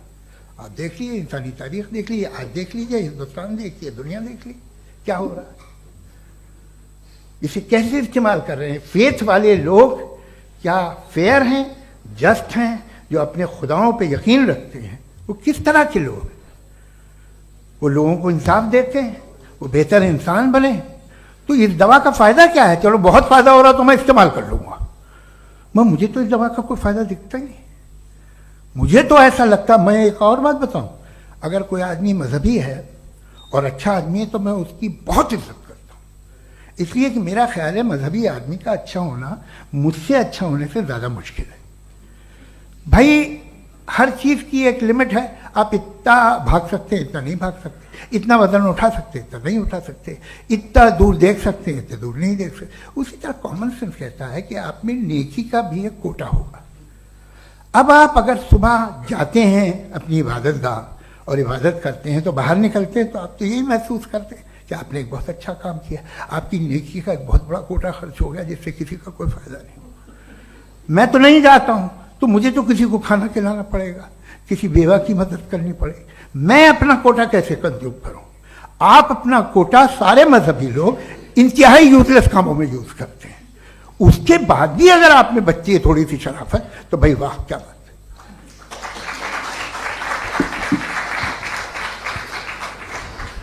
एक तो मुझे ये बात बहुत अच्छी लग रही है कि दोनों ही विद्वान समय को मानते हैं और बहुत समय से अपनी दलीलें और बाज दफा समय से पहले अपनी तकरीरें पूरी करके अपनी अपनी कुर्सी पर बैठ रहे हैं।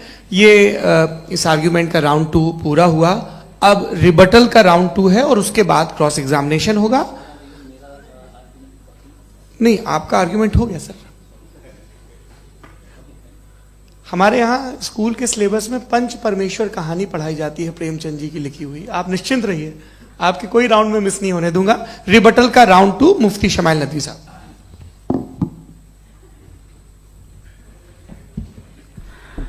असल में जो हकीकी प्रॉब्लम है, असल प्रॉब्लम है वो ये है कि जावेद साहब के पास कॉन्सेप्ट ऑफ गॉड क्लियर नहीं है।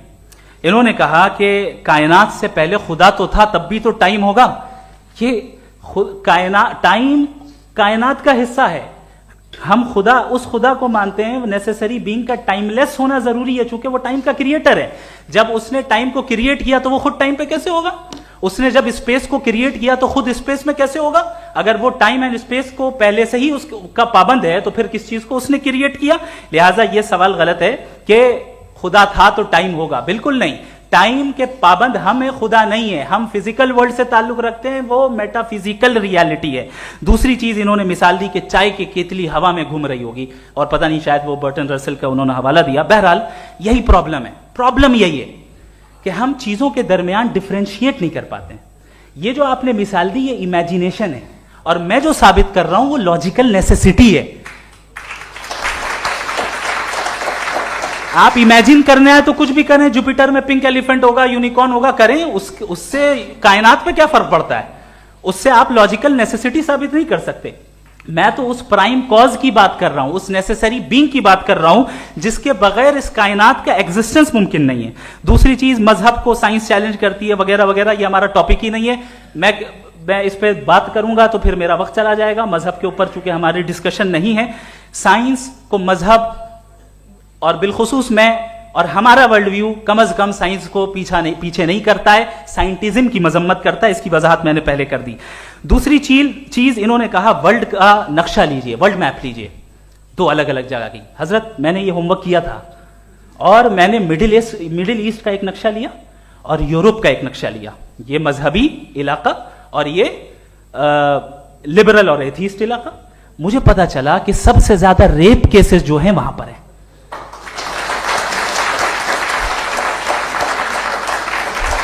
मुझे यह पता चला यूएन की रिपोर्ट के मुताबिक, मैं ये अपने घर से नहीं लेके आ रहा, कि जो वर्किंग वुमेन है यूरोपियन कंट्रीज में, उसमें 81% वुमेन सेक्सुअल हैरेसमेंट का वर्क में शुमार हो रही है। ये मिडिल ईस्ट में नहीं हो रहा है, वो मजहबी लोग हैं इसलिए नहीं हो रहा है।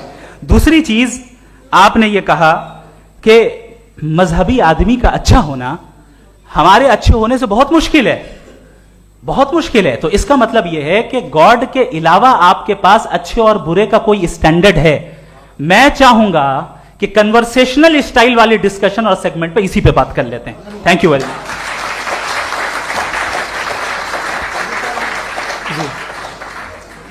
ये रिबटल का राउंड 2 है, आपके पास 5 मिनट का वक्त है और इसके बाद क्रॉस एग्जामिनेशन शुरू करेंगे। आप चाहें तो जो इन्होंने सवाल पूछे उनके जवाब आप रिबटल में भी दे सकते हैं। जी जी, देखिए पहले तो ये बात कि ये मिसाल गलत नहीं है, गलत है।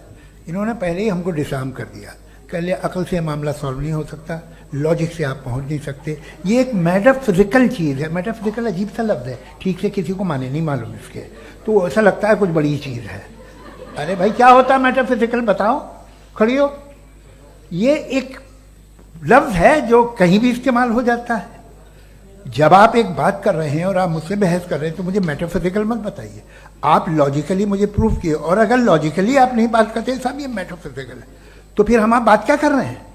मेरा आपका किस जबान में कॉन्वर्सेशन होगा? और ये कहना कि वक्त पहले नहीं था, तो फिर क्यों कहते हैं ये हमेशा से और हमेशा रहेगा? हमेशा वक्त है, तो आप कैसे कहते हैं वो हमेशा से है और हमेशा रहेगा? हमेशा का मतलब है कोई वक्त, अगर वक्त ही नहीं है तो हमेशा कैसे? बाहर वो रहेगा। अब मैं ये देखता हूं, आपने कहा ना कि वहां रेप ज्यादा होते हैं, तो हम एक बात देखते हैं कि ये दुनिया जिस पे वो कादर मुतलक है, जिसकी मर्जी के बगैर पत्ता भी नहीं हिलता, ओमनीपोटेंट है, ये दुनिया चल कैसे रही है? और इस दुनिया का हाल क्या है? 45,000 बच्चे जो 10 साल की उम्र से कम थे वो गाजा में मरे। भूख से काला हांडी में बच्चे मरते हैं और डिप्थेरिया से मरते हैं। डिप्थेरिया अजीब मर्ज है, गले में जाली बनना शुरू होती है, बच्चा नीला हो जाता है, गरीब का बच्चा, इसलिए कि उपास इलाज में। ये कादर मुतलक है जो चाहे कर दे, इससे आप दुआएं मांगते हैं हमारी ये काम कर दे वो कर दे, तो इसका मतलब डे टू डे लाइफ में वो इंटरफेयर करता है और ये देख रहा है वो। अगर वो वाकई भी है फॉर डिस्कशन से, तो मैं जब दुनिया देखता हूं तो मेरे दिल में उसके लिए कोई इज्जत नहीं पैदा होती। ये क्या कर रहे हो तुम पूरे ऑल पावरफुल हो, ओमनीपोटेंट हो, ओमनी प्रेजेंट हो। तुम तो वहां गाजा में रहे होगे ना, तुम हर जगह हो। तुम देख रहे थे कि बच्चे की कैसे धज्जियां उड़ रही, तुम देख रहे थे और तुम चाहते हो मैं तुम्हारी परस्तिश करूंगा, तुम हो भी। अरे यार, इसके अच्छे तो हमारे चीफ प्राइम मिनिस्टर हैं, कुछ तो ख्याल करते हैं। कमाल है, आप किसकी इबादत कर रहे हैं? अगर वो है भी, ये दुनिया नाइंसाफी से, जुल्म से, जबर से, तशद्दुद से भरी हुई। और आप ये मत कहिएगा कि वो देख रहा है और वो बताएगा एक दिन। अगर वो देख रहा है और इंटरफेयर नहीं करता तो आप दुआ क्यों मांगते? आप कहते हैं मेरा ये काम करा दे, इसके मतलब है वो दखल दे सकता है, वो आपको नौकरी दिलवा सकता है, भले दूसरे आदमी को न मिले, मगर आपका काम कर देगा चूंकि आपने दुआ मांगी है। तो जब वो आपको नौकरी दिला सकता है, लड़की की शादी कर सकता है, बेटे को ग्रीन कार्ड दिलवा सकता है, तो कम से कम ये जो मर रहे हैं बच्चे, इनको रोक दे, कुछ तो करे। मुझे तो दुनिया में, इस दुनिया का कोई मालिक है, इसका ओमनीपोटेंट कोई रूलर है, और ये दुनिया ऐसी चल रही है। मैं तो चाहूंगा कि भाई ना हो, अगर हो तो बड़ी शर्मिंदगी की बात है। शुक्रिया।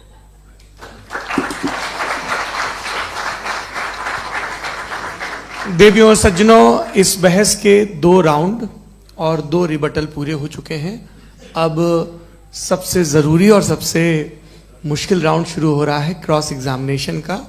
अब इन विद्वानों की सज्जनता की एक परख भी होगी, और वक्त हमने 16 मिनट का तय किया है। पहला सवाल आप पूछना चाहेंगे? जी बिल्कुल। पहले बोले भी आप माइक ले लीजिएगा हाथ में, ये नीचे से ऑन जी। मैं बोलता हूँ, ये डायस हटा सकते हैं क्या हम थोड़ा क्विकली? डायस पीछे कर दीजिए बस थोड़ा सा, है, ताकि ये जो दाएं बाएं लोग बैठे हैं, इसे हटा ही दीजिए। अब हम वहां तो जाने वाले नहीं। आराम से आराम से दोनों तरफ से हटा दीजिए।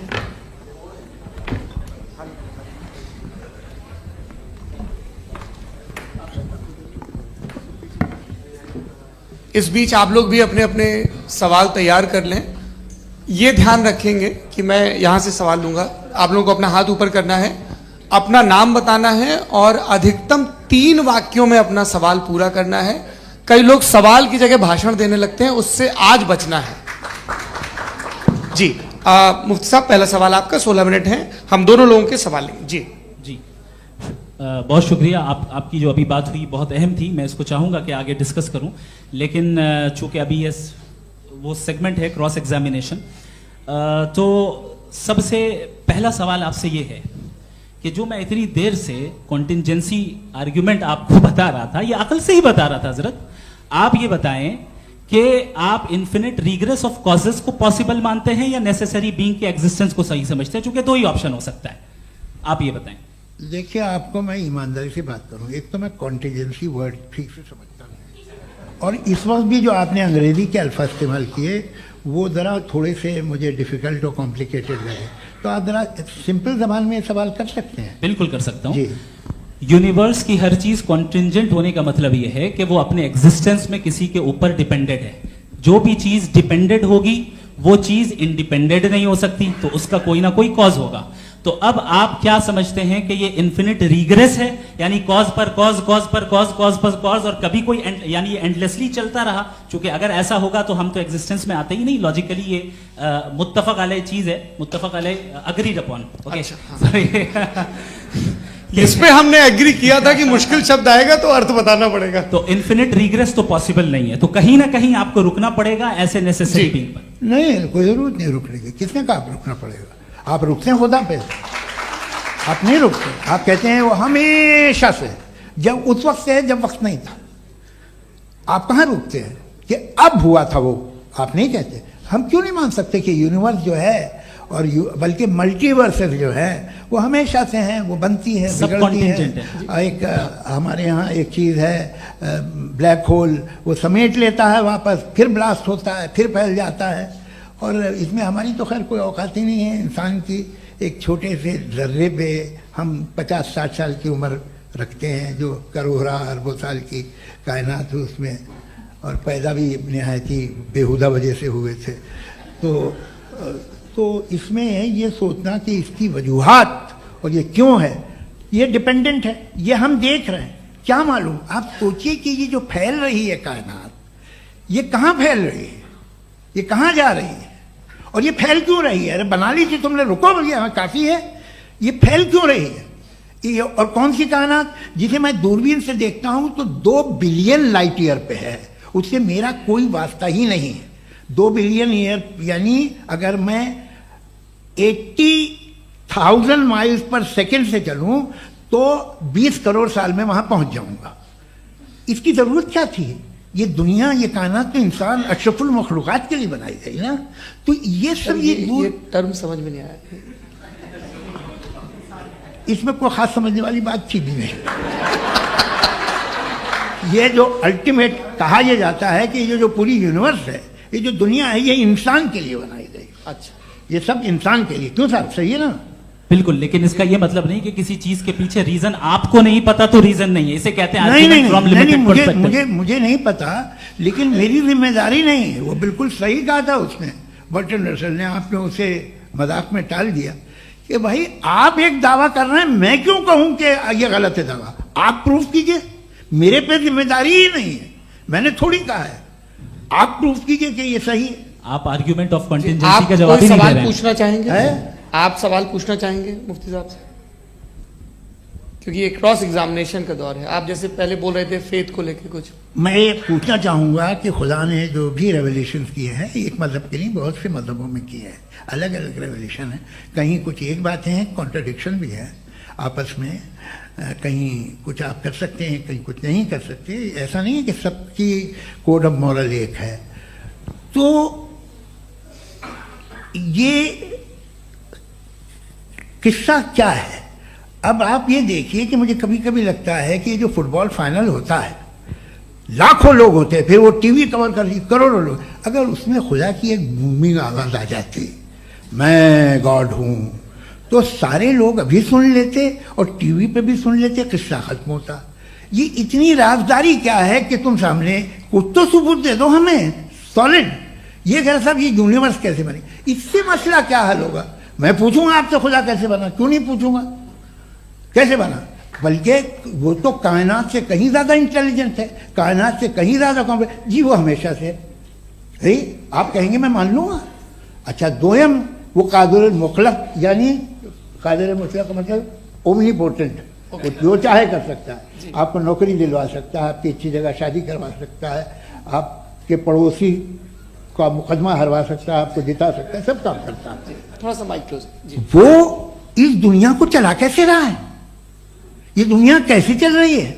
आपको इस पे हैरत नहीं होती? या कयामत के बाद कभी एक जस्टिस होगा, जब ये बच्चा मर चुका होगा, जिसकी धज्जियां उड़ गई बम से, इसको इंसाफ मिलेगा तब? अच्छा, अब जवाब दूं? हाँ दीजिए। मैं वही इसीलिए आप की तरफ। सबसे पहले आपने रेवलेशन और स्क्रिप्चर्स की बात की, इस पे मैं बात कर सकता हूं, लेकिन आज नहीं करूंगा चूंकि वक्त कम है। कभी और इस पे डिस्कस करेंगे, मैं तैयार हूं उस पे भी बात करने के लिए। ये अभी से राउंड 2 की भूमिका तय हो रही है। Does God exist round 2? चूंकि आज गॉड के एग्जिस्टेंस पे बात है, तो मैं उसी के रिलेटेड जो है आपके सवालात को एंटरटेन भी करूंगा और मैं भी पूछूंगा। आपने कहा कि आपने साबित ही नहीं किया, जबकि आर्ग्यूमेंट ऑफ कॉन्टिजेंसी बुनियादी आर्ग्यूमेंट है। आप मुझे कॉन्टिजेंसी का मतलब बताइए, आपका मतलब क्या? कॉन्टिजेंसी कॉन्टिजेंसी का मतलब यह हुआ कि हर वो वजूद जो किसी भी चीज का पाबंद है, हर वो वजूद या हर वो चीज जो अपने एग्जिस्टेंस में किसी भी चीज के पाबंद है और उससे बाउंड है, उसको उसकी जरूरत है, उस पर डिपेंड करती है, तो जाहिर सी बात है कि उसका कोई ना कोई कॉज होता है। ये तो अक्ल की बात है। ये आप रीजनिंग की बात करते हैं, मैं वही कर रहा हूं। दूसरी चीज, आपने ये बात कही कि इतने बिलियन लाइट ईयर्स दूर है, उसका मेरा क्या लेना देना। फिर मेरे ख्याल से आपको ये नहीं कहना चाहिए I think therefore I am an atheist. आपको सोचना चाहिए, सिर्फ आप एक लिमिटेड दायरे में रहकर नहीं सोचें, बल्कि बाहर निकलकर सोचें। आपने तीसरा सवाल किया, आपने 2-3 सवाल एक साथ। ऐसी बातें ना कीजिए, कुछ को इतराज हो जाएगा आप पे कि आप कुछ भी सोचिए। ये इजाजत आपको है नहीं, मुझे है।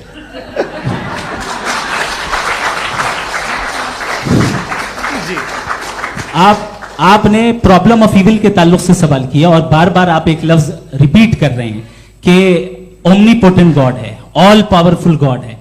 यही तो दरअसल समझना है कि गॉड का कॉन्सेप्ट क्या है। प्रॉब्लम ऑफ इविल जो है, प्रॉब्लम ऑफ इविल दर हकीकत 2 असम्पशंस पर कायम है। अगर आप इन 2 असम्पशंस को समझ जाएं तो ये प्रॉब्लम नहीं रहेगी, आर्ग्यूमेंट आपको समझ में आ जाएगी कि ये कोलैप्स कर जाता है। पॉइंट नंबर 1, यानी जो आपका सबसे पहला फॉल्स असम्पशन है कि गॉड मर्सीफुल है, ओमनीपोटेंट है, दुनिया में जुल्म हो रहा है। लेकिन आपको यह समझना चाहिए कि हमारे वर्ल्ड व्यू के मुताबिक गॉड सिर्फ ओमनीपोटेंट और सिर्फ मर्सीफुल नहीं है, बल्कि वो ऑल वाइज भी है और वो ऑल नोइंग भी है, उसके हर काम के पीछे हिकमत और विजडम है। ये कोई जरूरी नहीं है कि वो हिकमत और विजडम आपको समझ में आए या मुझे समझ में आए। अगर आप जो समझ रहे हैं उसके मुताबिक आप फैसला कर रहे हैं, ये लिमिटेड पर्सपेक्टिव से आर्ग्यूमेंट है। और इस चीज को हम अपनी दुनिया में, अपने लाइफ में, डेली लाइफ में इस प्रिंसिपल को एक्सेप्ट करते हैं। हम जब किसी डॉक्टर के पास जाते हैं, डॉक्टर के पास जाकर वो अगर उसने हमें कोई दवाई दी है तो हम ये तो नहीं कहते कि जब तक आपके पास जितना नॉलेज और जितना विजडम नहीं है, आपने क्यों ये दवाई दी है, तब तक हम इस चीज को एक्सेप्ट नहीं करेंगे। नहीं कहते, हम उसकी अथॉरिटी को तस्लीम करते हैं। क्यों? क्योंकि उसकी हम जानते हैं कि वो नॉलेजेबल है, वो विजडम वाला है, हमसे ज्यादा नॉलेज और हमसे ज्यादा विजडम है। बताएं सर। नहीं, डॉक्टर में और खुदा में बड़ा डिफरेंस है। डॉक्टर पढ़ा लिखा होता है, एक तो मैं उसकी बात सुनूंगा। दो ये नहीं कुछ जवाब तो ये भी नहीं है सर। प्लीज अगर सब ऑडियंस से बोलने लगेंगे तो फिर मतलब नहीं सिविलाइज्ड बहस का। मतलब आप ये कहें कि चूंकि आप डॉक्टर पे बिलीव करते हैं इसलिए खुदा पे बिलीव किए, क्या ये मिसाल आपको समझाने के लिए आर्गुमेंट है, इस पे आपको एतराज नहीं है। तो सिंपल बात ये है कि मैं अगर ये यकीन कर लूं कि एक ओमनीपोटेंट, उसकी मसलहत है, ये जो बच्चे मर रहे हैं ये मसलहत है उसकी, मुझे नहीं चाहिए इसकी मसलहत। उसकी मसलहत नहीं, यही तो समझना है, मतलब एक्सपीरियंस। अच्छा, इस आपने अभी मेरी बात पूरी सुनी नहीं। मैंने कहा आपका पूरा आर्ग्यूमेंट दो फॉल्स असम्पशंस पर है। एक फॉल्स असम्पशन मैंने बता दिया, दूसरा फॉल्स असम्पशन यह है कि इस दुनिया में इविल के होने का कोई गुड रीजन नहीं है, जबकि हमारे पास बाज रीजंस मौजूद हैं, हमारे पास बाज वजूहात मौजूद हैं। अगर इस दुनिया में इविल ना हो तो आप गुड को डिफाइन कैसे करेंगे? अगर जुल्म ना हो आप इंसाफ को समझेंगे कैसे? अगर तारीकी ना हो तो आप लाइट को समझेंगे कैसे? बहुत अच्छे। अभी और सुन लें, अभी और बाकी है। ये तो बात बहुत पसंद आई साहब मुझे कि जब तक रेप ना हो तब तक औरतों की इज्जत का ख्याल आपने मेरा जवाब पूरा सुना ही नहीं। जब तक के बच्चों का कत्ल ना किया जाए तब तक आपको बच्चों की मासूमियत की इज्जत। आपने पूरा जवाब सुना ही क्या बात है, क्या आपने नुक्ता निकाला? आपने पूरा जवाब सुना ही नहीं। आप सुन लें, मेरी बात सुन लें। ये मैंने आपको एक चीज बताई। दूसरी चीज, इस दुनिया में हम आए हैं टेस्ट के लिए, हमारा टेस्ट हो रहा है और हर इंसान का अलग अलग अंदाज में टेस्ट होता है। और इस दुनिया में अगर इविल मौजूद है तो वो इविल जरिया है हमारे अंदर ह्यूमन नोबल क्वालिटीज को डेवलप करने का और अलग अलग फील्ड में प्रोग्रेस करने का। और अगर हमारे अंदर और इस दुनिया में इविल नहीं होता तो बताइए टेस्ट का मतलब क्या होता? अगर मैं अपने स्टूडेंट को एमसीक्यूज दूं और उसमें सिर्फ राइट आंसर लिख कर दे दूं और कहूं तुम्हारा टेस्ट हो गया, ये मीनिंगलेस है। इस दुनिया में अगर हम टेस्ट के लिए आए हैं तो जाहिर है गुड एंड इविल दोनों मौजूद है। तो अगर गुड एंड इविल दोनों मौजूद है तो ये इविल भी खुदा का बनाया हुआ है? जी हाँ, खुदा का बनाया हुआ है। लेकिन अच्छा, चलो अच्छी बात। जी बिल्कुल, तो बिल्कुल खुदा ने बनाया। अभी तो ये है कि जो मेजॉरिटी है दुनिया में वो इविल है, तो ये खुदा एक्चुअली इविल के साइड पे लग रहा है मुझे। बिल्कुल भी नहीं, मेजॉरिटी में तो वो है। क्या बात कर रहे हैं भाई आप? कोई भी जो मुंसिफ होगा, चाहे आपका अपना घर हो जिसके आप सबसे बड़े हैं, चाहे आपकी ऑर्गेनाइजेशन हो जो आप चलाते हैं, वहां पर आप इविल रखेंगे साबित करने को कि बाकी लोग शरीफ हैं? मेरी बात सुनिए, क्या ये आर्ग्यूमेंट ही गलत है? अगर कि जब तक के कोई इविल नहीं होगा तब तक के शरीफ आदमी शरीफ नहीं लगेगा। अगर एग्जामिनर गलत ऑप्शन दे रहा है तो एग्जामिनर इविल नहीं हो गया, जो गलत ऑप्शन को सेलेक्ट कर रहा है वो फेल होगा। क्रिएटर ने इविल को बनाया है लेकिन वो इविल नहीं है। अच्छा सुनिए मेरी बात, let me complete sir. Creator ने इविल को बनाया है टेस्ट के लिए, वो इविल नहीं है। इविल वो होगा जो उसे इख्तियार करेगा। छुरी को बनाने वाला गलत नहीं होता है, छुरी का गलत इस्तेमाल करने वाला गलत होता है। रेप को कैसे गलत इस्तेमाल करते हैं? रेप इंसान के फ्री विल का नतीजा है। ये रेप कैसे गलत इस्तेमाल होता है? ये अब सुन ले, गलत इस्तेमाल होता है। हाँ मैं बता रहा हूँ, कैसे गलत? मैं बता रहा हूँ कि जो इविल इस दुनिया में मौजूद है उसके कई सारे तरीके हैं। एक तरीका इंसान का अपना फ्री विल है। अब अगर कोई रेपिस्ट रेप कर रहा है तो इसका गॉड का कसूर नहीं है, वो अपने फ्री विल का गलत इस्तेमाल कर रहा है, उसको सजा मिलनी चाहिए। अच्छा, और उसी के लिए जहन्नम बनाई गई है। ये फ्री विल का भी बड़ा चक्कर। आप जब कोई बुरा काम करते हैं या कोई बुराई होती है तो ये कहा जाता है कि ये फ्री विल है। 7 billion free wills are moving on this planet. 7 billion free will. और एक आदमी अपनी फ्री विल से मुझे कत्ल कर दे तो मैं खुदा की मर्जी से मरा हूं कि इसकी फ्री विल की वजह से? मेरी मौत खुदा के हाथ है या इस फ्री विल वाले के हाथ? खुदा ने फ्री विल का निजाम बनाया है और उस निजाम का गलत इस्तेमाल करके कोई आपको मार रहा है, इस्तेमाल करके मेरा कत्ल कर देता है। अब मेरी मौत का जिम्मेदार कौन है? वो इंसान जिम्मेदार है। वो इंसान जी। तो ये कहना कि और उसको सजा मिलेगी। तो अब आप आगे चलिए कि ये तय करना कि अल्लाह ही या खुदा, सॉरी अल्लाह नहीं, खुदा ही जिंदगी देता है, खुदा ही मौत देता है, ये गलत है। बिल्कुल गलत नहीं है। हाँ, नहीं, निजाम उसी ने बनाया फ्री विल का, निजाम मौत और हयात को उसी ने बनाया। You are contradicting yourself. अभी आपने कहा कि एक आदमी ने फ्री विल से आपको मार दिया, इसमें उसे फ्री विल दी गई थी, उसने गलत इस्तेमाल किया। 7 billion free wills are moving on this planet, और आप चाह रहे हैं कि मैं सिर्फ खुदा का ध्यान करूं। ये 7 बिलियन फ्री विल्स को मुझे लुक आफ्टर करना पड़ेगा कि नहीं? ये तो तबाहियां कर रही हैं और तबाहियां ज्यादा हो रही हैं। बिल्कुल। तो अगर आप बताएं अगर खुदा नहीं है फॉर एग्जाम्पल, तो आप इविल को कैसे डिसाइड करेंगे? यानी how can you define evil objectively without God? देखिए, दुनिया में 2 तरह के जानवर हैं, एक जो अकेले रहते हैं जंगल में और एक जो ग्रुप्स में रहते हैं। ग्रुप में जो भी रहेगा, चाहे वो आपका फाउंडेशन हो, चाहे कोई क्लब हो, चाहे कोई पॉलिटिकल पार्टी हो, चाहे कोई यूनिट हो, उसमें आपको इंटरैक्ट करने के रूल बनाने पड़ेंगे। यानी लोग तय करेंगे। लोग तय करेंगे। अगर लोगों ने यह तय किया कि किसी का रेप करना सही है, आप जस्टिफाई करेंगे? नहीं, आपका फाउंडेशन तो ये हो गया ना कि लोग ही विल डिसाइड करेंगे। नहीं, अरे दुनिया में ऐसे ग्रुप्स हैं जो रेप को जायज मानते हैं सर्टेन हालात में। मैं डिटेल में नहीं जानूंगा, आप भी जानते हैं। ये जो आईसिस वाले थे, इन्होंने क्या किया था, तो उन्होंने क्या किया उसका खुदा से कोई ताल्लुक नहीं है सर। मैंने सिंपल सवाल किया कि इविल को आप डिफाइन करते कैसे हैं? आइए वापस आइए जी। आप साथ में तभी रह सकते हैं जब कुछ आप ऐसे उसूल डेवलप करें जिसमें हर एक का बेसिक तहफ़्फ़ुज़, हर एक का बेसिक राइट हो और हर एक को कोई आराम मिले। यही तरीका है किसी भी ऑर्गेनाइजेशन जिसमें एक से ज़्यादा लोग हैं और वो ऐसे चलती है ज़िंदगी। उसमें अगर आप गड़बड़ करेंगे तो तबाही होगी, नुकसान होगा, बर्बादियाँ आएंगी। और अगर उसमें आप घर ले लीजिए ना, एक हस्बैंड है, एक वाइफ है, बच्चे हैं, वालदा भी हैं, 2 बहनें भी हैं, एक भाई भी है। अब इसमें कोई निज़ाम आपको चाहिए साथ में रहने का, और एक दूसरे पे भरोसा रहे, एक दूसरे के बहीख्वाह हों, एक दूसरे की मदद करें, ऐसी जिंदगी। सर आपकी बात आ गई। आप ये कह रहे हैं कि लोग डिसाइड करेंगे क्या सही है क्या गलत है, यही है? मेजॉरिटी डिसाइड करेगी क्या सही है क्या गलत है? अरे भाई बिल्कुल। मेजॉरिटी अगर ये कहे कि नाजी जर्मनी के साथ जिस तरह मेजॉरिटी थी कि जेनोसाइड करना सही, आप जस्टिफाई करेंगे?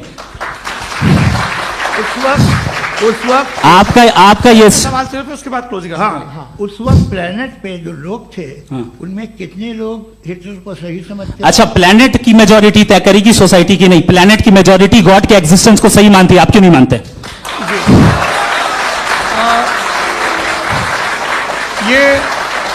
हेलो ये क्रॉस क्वेश्चन का राउंड यहां पर समाप्त होता है। और ये बड़ा अच्छा है कि इस तरह से फ्रेगमेंट कर दिया गया है ताकि जो मरकरी ऊपर जा रहा है नीचे जवाब दे दूं। जी। प्लेनेट की ज्यादातर मेजॉरिटी कुछ दूसरे मजहबों के खुदा को मानती है। आप उन्हें क्यों नहीं? आप तो मेजॉरिटी की बात कर रहे हैं। ये क्लोजिंग आप ये कह रहे हैं इविल और गुड को डिसाइड मेजॉरिटी करेगी। मेजॉरिटी जो कर दे वो सही हो जाएगा। क्लोजिंग इसको जैसा आप ही लोगों ने तय किया है उसी फॉर्मेट को फॉलो कर लेते हैं। हाँ भाई, मैंने तो भले लोगों पे एतबार किया और तब मॉडरेशन तय किया। जी, आपके पास 5 मिनट का वक्त है, क्लोजिंग आर्ग्यूमेंट है, उसके बाद हम ऑडियंस से क्वेश्चन आंसर लेंगे जावेद साहब की क्लोजिंग आर्ग्यूमेंट के बाद। ओके, बहुत शुक्रिया जी। हमारा जो टॉपिक है डज गॉड एग्जिस्ट, मैं इस पे इतने एकेडमिक तैयारी करके आया था, मुझे था कि मैंने सोचा था कि कई सारे मैं आर्ग्यूमेंट्स दूंगा, लेकिन वक्त की भी किल्लत और जावेद साहब बार बार इधर उधर चले जा रहे थे तो उसको भी थोड़ा एंटरटेन करना पड़ गया। डज गॉड एग्जिस्ट पे मैं एक ही आर्ग्यूमेंट दे पाया। आर्ग्यूमेंट्स बहुत हैं और डेफिनेटिव आर्ग्यूमेंट्स हैं, और मेरे आर्ग्यूमेंट को किसी एक राउंड में भी इन्होंने एंटरटेन नहीं किया और रेफ्यूट नहीं किया। एक राउंड में भी नहीं, एक राउंड में भी नहीं। और ना ही अभी आपका क्लोजिंग आर्ग्यूमेंट आएगा, नहीं वो बता देना। Argument of contingency sir. अरे मैं आपसे कई बार कह चुका हूं कंटीजेंसी का मतलब अब मैं कैसे समझाऊं आपको? आपस में हाँ, आप और कितने आसानी से समझाऊं मैं, मुझे तो नहीं समझ में आ रहा है। आप अपनी आर्ग्यूमेंट ऑफ कंटीजेंसी उर्दू में बोल सकते हैं। हाँ, आप अपनी बात पूरी कर लें जी, आखिरी 4 मिनट। दूसरी चीज, just a minute please ma'am, can I talk? दूसरी चीज ये है कि आपने एक तो इसका जवाब नहीं दिया, दूसरा आपने गॉड के ना होने पर कोई डेफिनेटिव आर्ग्यूमेंट नहीं दिया, सिर्फ मजहब पे बात कर रहे हैं आप। मजहब तो आज हमारा टॉपिक ही नहीं था, आज तो हमारा टॉपिक हो, आप मजहब से ले लेकर आईएस तक चले गए। भाई हमारा क्या ताल्लुक है उससे? We condemn them. और उसका गॉड से क्या ताल्लुक है? अगर कोई गलत काम कर रहा है, किसी ने किसी को कत्ल किया, किसी ने किसी का रेप किया, उसको सजा मिलनी चाहिए। और आपके पास कोई भी rational strong foundation of morality नहीं है। आपने कहा कि मेजॉरिटी तय करेगी सोसाइटी की, वो सही होगा। मैंने कहा हिटलर को, फिर आप सही कहेंगे नहीं, प्लैनेट की सोसाइटी की मेजॉरिटी तय करेगी। तो प्लैनेट की मेजॉरिटी गॉड के एग्जिस्टेंस को मानती है, आप कह रहे हैं ये रिलीजियस है। तो यानी आपके पास कोई स्ट्रॉन्ग फाउंडेशन नहीं है ऑब्जेक्टिव मोरालिटी का। ऑब्जेक्टिव मोरालिटी का अगर कोई फाउंडेशन है तो वो सिर्फ गॉड है, गॉड है, गॉड है। थैंक यू जी। ये मुफ्ती शमाइल नदवी साहब का क्लोजिंग आर्ग्यूमेंट था। अब हमारे पास जी, मैं जी ये बड़ा अच्छा है कि दोनों लोगों को मॉडरेटर से शिकायत भी और बोल रहे भाई हमारी शाबाशी भी तो करते चलो। अब मेरी बात जी, आपके पास जावेद अख्तर साहब 5 मिनट का वक्त है, ये आपका क्लोजिंग आर्ग्यूमेंट है, टाइम रीसेट कर दें जी। देखिए, बहुत सारी बातें हैं। गॉड का डेफिनेशन दुनिया के किसी भी रिलीजन में है कि वो ओमनीपोटेंट है, ओमनीप्रेजेंट है, he is just, he is kind, he loves you and so on. मैं जब दुनिया देखता हूँ तो मुझे कोई ऐसा सुप्रीम पावर यहाँ दिखाई नहीं देती है जो इंसान की बहबूदी के लिए कुछ कर रही हो, कमज़ोर को बचा रही हो, मदद कर रही हो, जालिम को पीछे हटा रही हो। मैं नहीं देखा, तारीख में नहीं। एक तो अगर है और ये देख रहा है तमाशा, तो उसका होना न होना बराबर है। दोयम ये कि ये जो है, जब आप ये कहते हैं कि कायनात जिसकी कंटिजेंसी है, मैं देखिए वो लफ्ज़ इस्तेमाल किया मैं, तो ये कैसे हो सकती है भाई? और फौरन आप सरेंडर कर देते हैं कि जाहिर है कि इसका बनाने वाला तो इससे 10,000 गुना था कॉम्प्लिकेटेड होगा। उस पर आपके होने पे कोई इतराज़ नहीं है। उसे वो टाइमलेस है, वो पहले से था, टाइम तो बहुत बाद में आया। ये सब आप मानने को तैयार है जिसका आपके पास कोई सबूत नहीं, आपके पास कोई रीज़न नहीं है। आपकी तारीख क्या है मजहबों की? बिलीफ की, जो खुदाओं का बिलीफ है, ये कॉन्स्टेंटली गलत साबित होता रहा है। मतलब आप कहें कि अरिस्टोटल के ज़माने में तो सब जाहिल थे, वो भी इतने ही यकीन से खुदा पे यकीन रखते थे, जो अब नहीं रहा। ये भी नहीं रहेगा, आप लिख लीजिए। और इसके आसार आपको दुनिया में दिखाई देना शुरू हो चुके हैं। ये बहस क्या आज से 100 साल पहले इस तरह हो सकती थी? यहाँ तक तो आपको हम ले आए हैं। तो सर अरे इनको मदद की जरूरत नहीं भाई, ये सेल्फ सफिशिएंट आदमी है, आप क्यों इनकी मदद कर रहे हैं? Sir please. तो ये जो है तमाम बातें अपनी जगह हैं। ये एक पैकेज है। आप अकेले, कोई आदमी ऐसा नहीं जो सिर्फ गॉड को मानता हो, उसके साथ बहुत पैराफर्नेलिया आता है, अलग अलग पैराफर्नेलिया आते हैं। They are only, they have always created chaos in the society. मैं तो आपको सीधा ऑफर देता हूँ कि दुनिया में 10 इम्पॉर्टेंट बिलीव्स है। आप 1 मानते हैं, 9 नहीं मानते, 9 में आप एथियस्ट हैं, 9 को आप बिल्कुल रीजनेबली मेरी तरह देखते हैं। तो 90 मजहबी आदमी भी 90% एथियस्ट है। वो दूसरे खुदा नहीं मानता, एक खुदा मानता है, अपना वाला, बाकियों को कहता है गलत है। अगर आप मानना ही बंद कर दे तो आपका 10% चांस है कि आप सही हैं और 90% चांस है कि आप गलत हैं। मेरा मशवरा है, आप मानना छोड़ दिए तो 50% चांस होगा कि आप सही हैं और 50% चांस होगा, 40% आप गेन करेंगे बाय बिकमिंग एथियस्ट।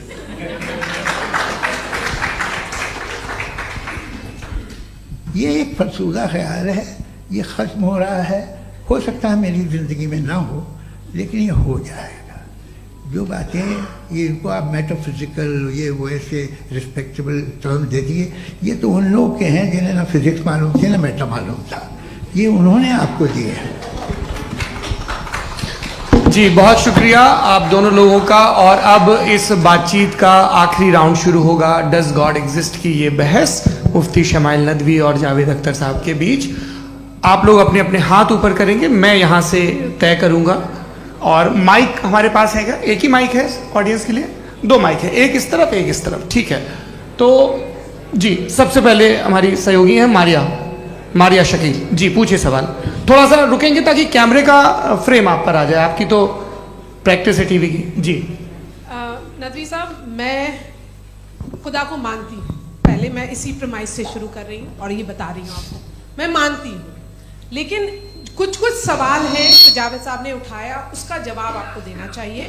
पहला सवाल ये कि गजा में सालों से छोटे बच्चे मर रहे हैं, वो उनको, अगर खुदा मर्सीफुल है, हम मानते हैं कि अल्लाह ताला में बहुत ताकत है, तो वो बच्चे क्यों मर रहे हैं?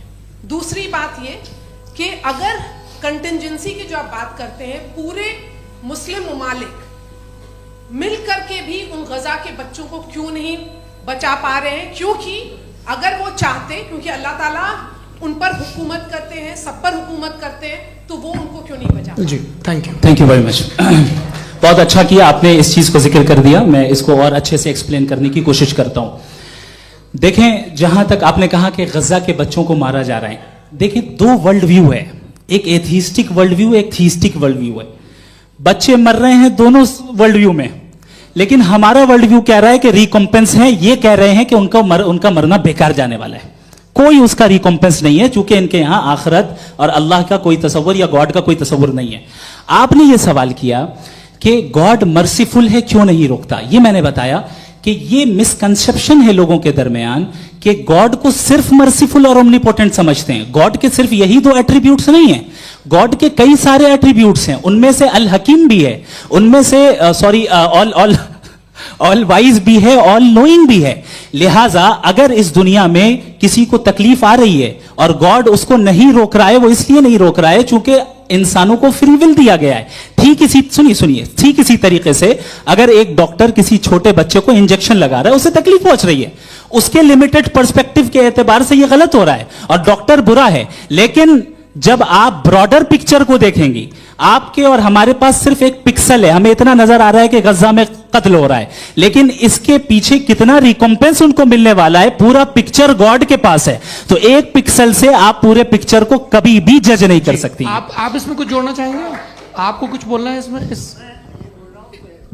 भैया आपने बहुत अच्छा जस्टिफिकेशन दिया, या आप वो जो वहाँ के प्राइम मिनिस्टर इजराइल के उन्हें भेजिए, वो बहुत खुश होंगे। आप जस्टिफिकेशन दे देना कि अगर गॉड नहीं है तो बच्चे क्यों मर रहे हैं, आप बताएं। वो ये सवाल पूछ रहे हैं कि अगर आप ईश्वर का अस्तित्व नहीं मानते हैं तो उन बच्चों की मौत को आप कैसे इंटरप्रेट करते हैं? भाई ये दुनिया जो है, जो ताकतवर लोग होते हैं वो एक नाइंसाफी करते हैं। तो ये अच्छा काम है आपके नजदीक, तो नेचर नाइंसाफी पे मबनी है। अरे मेरे भाई, आप नेचर की कहाँ बात कर रहे हैं, तो इंसान की बात। तो फिर जब मैं इंसान की बात कर रहा था, आप नेचर की बात करने लगे। क्रॉस एग्जामिनेशन नहीं। हाँ, अब आप मुझे बोलने नहीं देंगे तो अलग बात है, आप बोलिए, मुझे कोई जल्दी नहीं। जी नहीं, ये क्रॉस एग्जामिनेशन। मुझे बोल तो लेने दीजिए। जी बोलिए। क्या बात ये है कि ह्यूमन सोसाइटी तभी साथ में रह सकती है जब वो मोहब्बत से, एकता से, एक दूसरे के एहतराम करके रहे। इसके अलावा पॉसिबल नहीं है, अकेले तो इंसान रह नहीं सकता। वहाँ पर कुछ लोग हैं जो फाउल करते हैं, वो फाउल हमेशा से तारीख में होता आया है। आज ये हो रहा है, जो हो रहा है बहुत बुरा हो रहा है, बहुत जालिमाना है, बहुत जाबराना है। उसको आप कहें कि ये बच्चों को कॉम्पनसेशन मिल जाएगा या इसकी इंजेक्शन है, इंजेक्शन तो हेल्थ के लिए दिया जाता है। आप ये कह रहे हैं कि ये बच्चों की जो धज्जियां उड़ रही हैं ये इंजेक्शन है, ये टेस्ट है, ये टेस्ट है और उस टेस्ट में उनको ऐसा रिकॉम्पेंस मिलेगा जो आपके तस्वुर के बाहर है। ये आप 3 बरस के बच्चे को बारूद से उड़ा के टेस्ट ले रहे हैं। वाह, वो नहीं ले रहा है, खुदा नहीं उड़ा रहा है, इजराइल उड़ा रहा है। जी, ये तो उसको कंडेम अगला सवाल लेते हैं प्रोफेसर पुरुषोत्तम अग्रवाल। मुफ्ती साहब, एक निवेदन आपसे है कि कम से कम थोड़ा सा माइक क्लोज एक रिलीजियस और फिलोसफिकल कर मैं प्लीज। एक रिलीजियस और फिलोसफिकल ट्रेडिशन है जो ब्रह्मांड को यानी यूनिवर्स को ही अंतिम मानती है। सर्वम खलु इदम ब्रह्मम, this is Chandogya Upanishad and it completely rules out the existence और नेसेसिटी, आपके शब्दों में necessity of a creator. The creation itself is the creator. तो एक मिनट प्लीज। दूसरा जो सवाल आपने अभी, जो आप बार बार कह रहे हैं कि भगवान विद्वान भी है, वाइज, सब जानने वाला। तो अगर विजडम में दुनिया भर के पापों और अत्याचारों को बर्दाश्त करना शामिल है, तो फिर इसका मतलब ये हुआ कि अगर मैं फ्री विल से उसको अपोज करता हूं तो ईश्वर की विजडम और मेरी फ्री विल में कॉन्ट्राडिक्शन है। Because when I am opposing whatever is happening in Gaza, then I am opposing the God's will और गॉड्स विजडम। जवाब लेते हैं क्योंकि तो गॉड की विजडम, एक मिनट सर प्लीज सर, ये एक जुमला, गॉड की विजडम है कि गाजा में जो कुछ हो रहा है वो हो रहा है, मैं उसका अपोज कर रहा हूं, तो मैं गॉड की विजडम के खिलाफ जा रहा हूं। एक सवाल। दूसरा ये नहीं, आपने दो ऑलरेडी।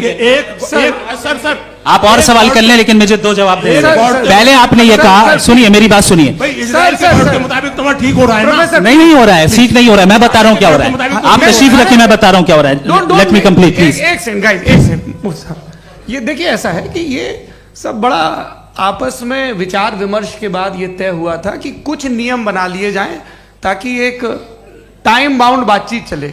और भाई साहब, आप बड़ा जरूरी काम कर रहे हैं, लेकिन कैमरे के फ्रेम में आके उस काम को गड़बड़ कर दे रहे हैं। ठीक है गुरु, अब मेरे को कहीं का गुस्सा कहीं निकालना था, सॉरी। नहीं, कोई गुस्सा नहीं है जी। तो प्रोफेसर ने सवाल पूछे, आप उनके जवाब दें, और थोड़ा ये सब लोग थोड़ा ख्याल रखें भाई, सवाल संक्षिप्त रखें जी। आपने दो सवाल किया। सबसे पहला ये कहा कि हमारे पास ये कॉन्सेप्ट है कि ये यूनिवर्स खुद नेसेसरी बीइंग है, creation itself is the creator. How irrational is this कि मैं एग्जिस्ट करूंगा बाद में, लेकिन अभी एग्जिस्ट कर भी रहा हूं, यानी एक ही टाइम में एग्जिस्ट भी कर रहे हैं, नहीं भी कर रहे हैं। This is not true. दूसरी चीज, आपने कहा कि अगर इजराइल में, सॉरी माफ कीजिएगा, Israel doesn't exist, occupied Palestine में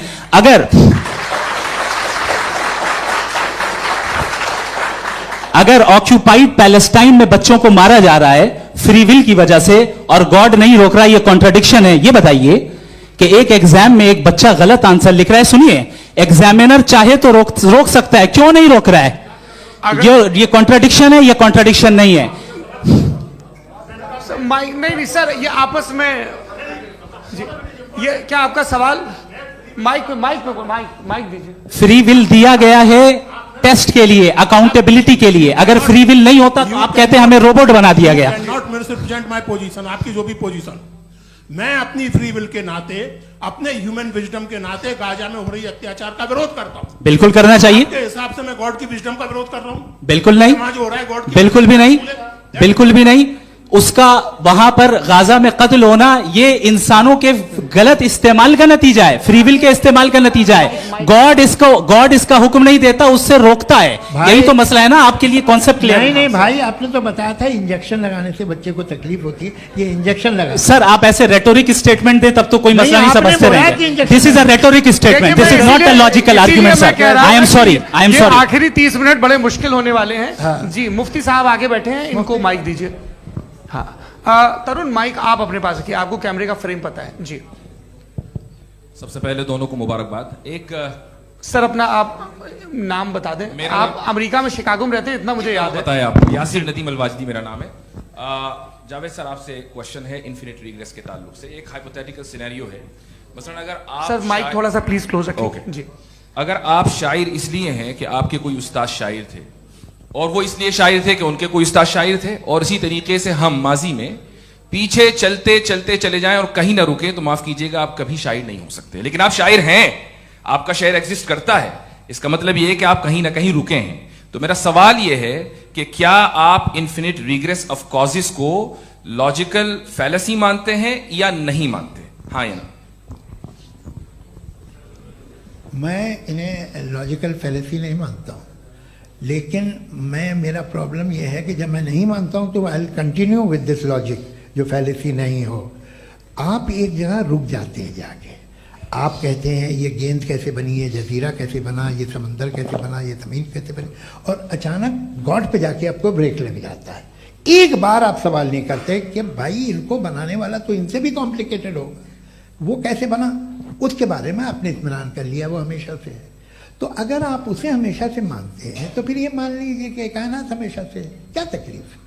हम वजूद में नहीं आते जी हैं? हम मौजूद नहीं। अच्छा सर क्यों नहीं हो सकते? मैं बताऊं प्लीज। जैसे मैंने मिसाल दी आपके शेर, आपका शेर कभी वजूद में ना आता अगर शायर इसी तरह चलते रहते हमेशा जी। माइक मेरे ख्याल से एक इन्फिनिट रिग्रेस का कॉन्सेप्ट क्लियर नहीं हो पाया, ऐसे रहने दें, लेट्स मूव ऑन सर। ठीक है। हाँ थोड़ा सा मॉडरेटर का भी ख्याल रखें। नहीं नहीं, आपने तो रखा है, आपने रखा है। यहाँ पे गौहर रजा साहब हैं, वो भी एक सवाल पूछना चाहते हैं।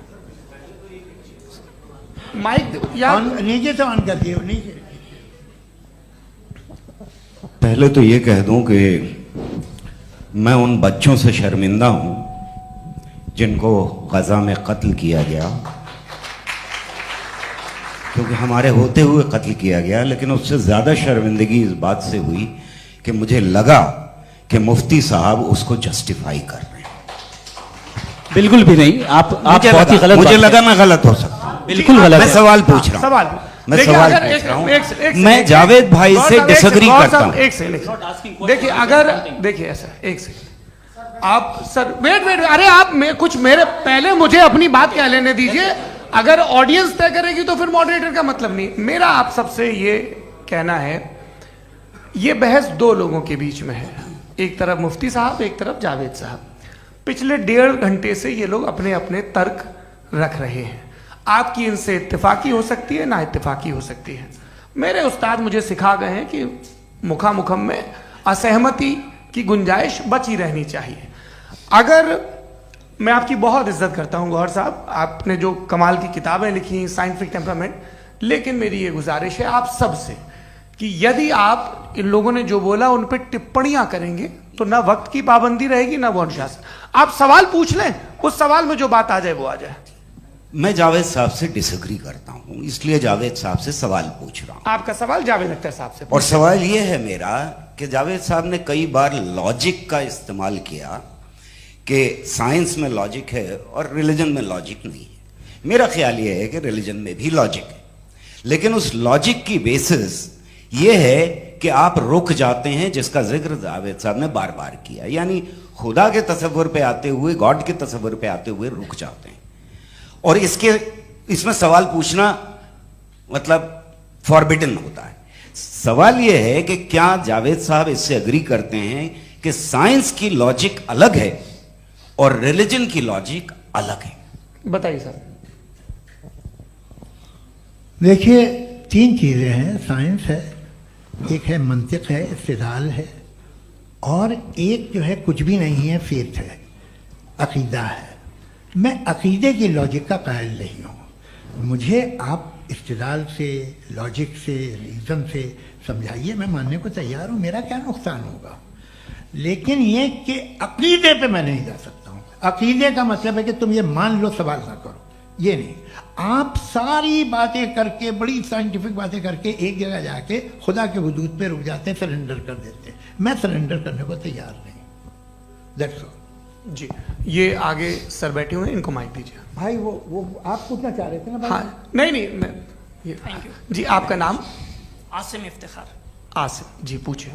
सर, जावेद सर से सवाल है कि आपने अपने क्लोजिंग माइक थोड़ा करीब रखिए। अपने क्लोजिंग स्टेटमेंट में बात कही थी कि मज़हब का जो फ्यूचर है वो ज़्यादा दिन नहीं जाने वाला है। लेकिन मैं देख पा रहा हूँ कि जो ऑक्सफोर्ड यूनिवर्सिटी की एक स्टडी है 2011 में हुई है, जिसके 50 एकेडमिशियंस ने इसको अंजाम दिया था, उसमें वो ये कहते हैं कि जो फेथ इन गॉड है वो इनबिल्ट है ह्यूमन नेचर के अंदर, जिसको हम कहते हैं फितरत के अंदर शामिल है वो। और वो ये कहते हैं कि अगर कोई ये समझता है कि मज़हब को वो ख़त्म कर देगा तो ये उसकी गलत फहमी है। तो आप इसके बारे में, इस स्टडीज़ के बारे में क्या कहते हैं? ठीक है, मैं उनसे एग्री नहीं करता हूँ। वो कौन से प्रोफेसर होंगे? ऐसा उनके क्या पास डेटा है, इन्होंने डेटा के बेस होगा। डेटा क्या हो सकता है? फ्यूचर का डेटा तो नहीं हो सकता ना उनके पास, प्रेजेंट का डेटा हो सकता है। डेटा आपने सुना 100 साल पहले का, बाद का डेटा मैंने तो नहीं सुना आज तक। तो आज उनकी ये राय है और होगी राय, ठीक है। दुनिया में तरह तरह की राय है लोग, लेकिन मैं समझता हूँ कि वक्त के साथ इंसान ज़्यादा से ज़्यादा रीजनेबल और लॉजिकल होता जा रहा है। आज आप देखिए वेस्टर्न यूरोप में क्या परसेंटेज है नॉन बिलीवर्स की, बहुत हाई। वहाँ चर्च खाली पड़े होते हैं। तो अल्टीमेटली तो इंसान कोई ऐसी बात बहुत अरसे तक नहीं मान सकेगा, चाहे गलत या सही, जो उसे, उसके दिमाग को, उसके जहन को, उसकी लॉजिक को अपील न करे। वो कह रहे हैं तो ऑक्सफोर्ड के होंगे तो कैम्ब्रिज के होंगे, तो मुझे क्या लेना देना। उनका डेटा मुस्तकबिल का नहीं हो सकता है। जी। दीपक, हाँ पूछिए। मैं आऊंगा अभी, पीछे की साइड भी आऊंगा, माइक वहीं भेजूंगा 2-3 साल के लिए। जी जावेद साहब, आपसे सवाल है। नमस्ते। अरे भाई सर, अगर आप ही लोग को तय करना है तो फिर 200 लोग तय कर लें। ये एक साथ नहीं sir, please don't do this sir. Sir, everybody has a right sir, but we can only take selected questions. No sir, अरे ये यंग लोग भी हैं तो इनकी ये अब उतने यंग, भाई आप यंग हैं कि नहीं हैं? वो कह रहे हैं वो भी यंग हैं साहब, आप उनकी नौजवानी पर दावा उनको ही करने थे। हाँ मुफ्ती साहब आप यंग, हाँ पूछे। अरे भैया सर, मेरा सवाल ये है, कुछ इनसे भी तो पूछो। जी नहीं, बस आपसे एक सवाल है। जैसे थीस्टों के पास अपने जो ईश्वर को मानते हैं उनके पास अपने सोशल गेट टुगेदर्स हैं। 5 रोज आज क्रिसमस आने वाला है, होली है, दिवाली है, ईद है। एथिस्ट क्या ऑफर कर रहे हैं? मतलब मैं इनकी दुकान से बोलूं, मैं आना चाहता हूं उस तरफ, पर मैं अट्रैक्ट नहीं हो पा रहा हूं। मैं सोशल गेट टुगेदर्स क्या है आपके पास? वो ये कह रहे हैं कि जो धार्मिक लोग हैं, अलग अलग धर्म के लोग, उनके उत्सव त्योहार कांग्रेगेशन बहुत हैं। अब आपको मैं एक सुनाता हूँ, यहाँ हिस्टोरियन भी बैठे हैं। मृदुला जी आप बताइएगा सही है क्या? ये एक कॉन्स्टेंटाइन, एक ग्रीक रोमन बादशाह था जो क्रिश्चियनिटी आने के 400 साल बाद उसने डिसाइड किया कि मैं क्रिश्चियन हो जाऊंगा, मेरी पूरी स्टेट कैंसिल हो जाएगी।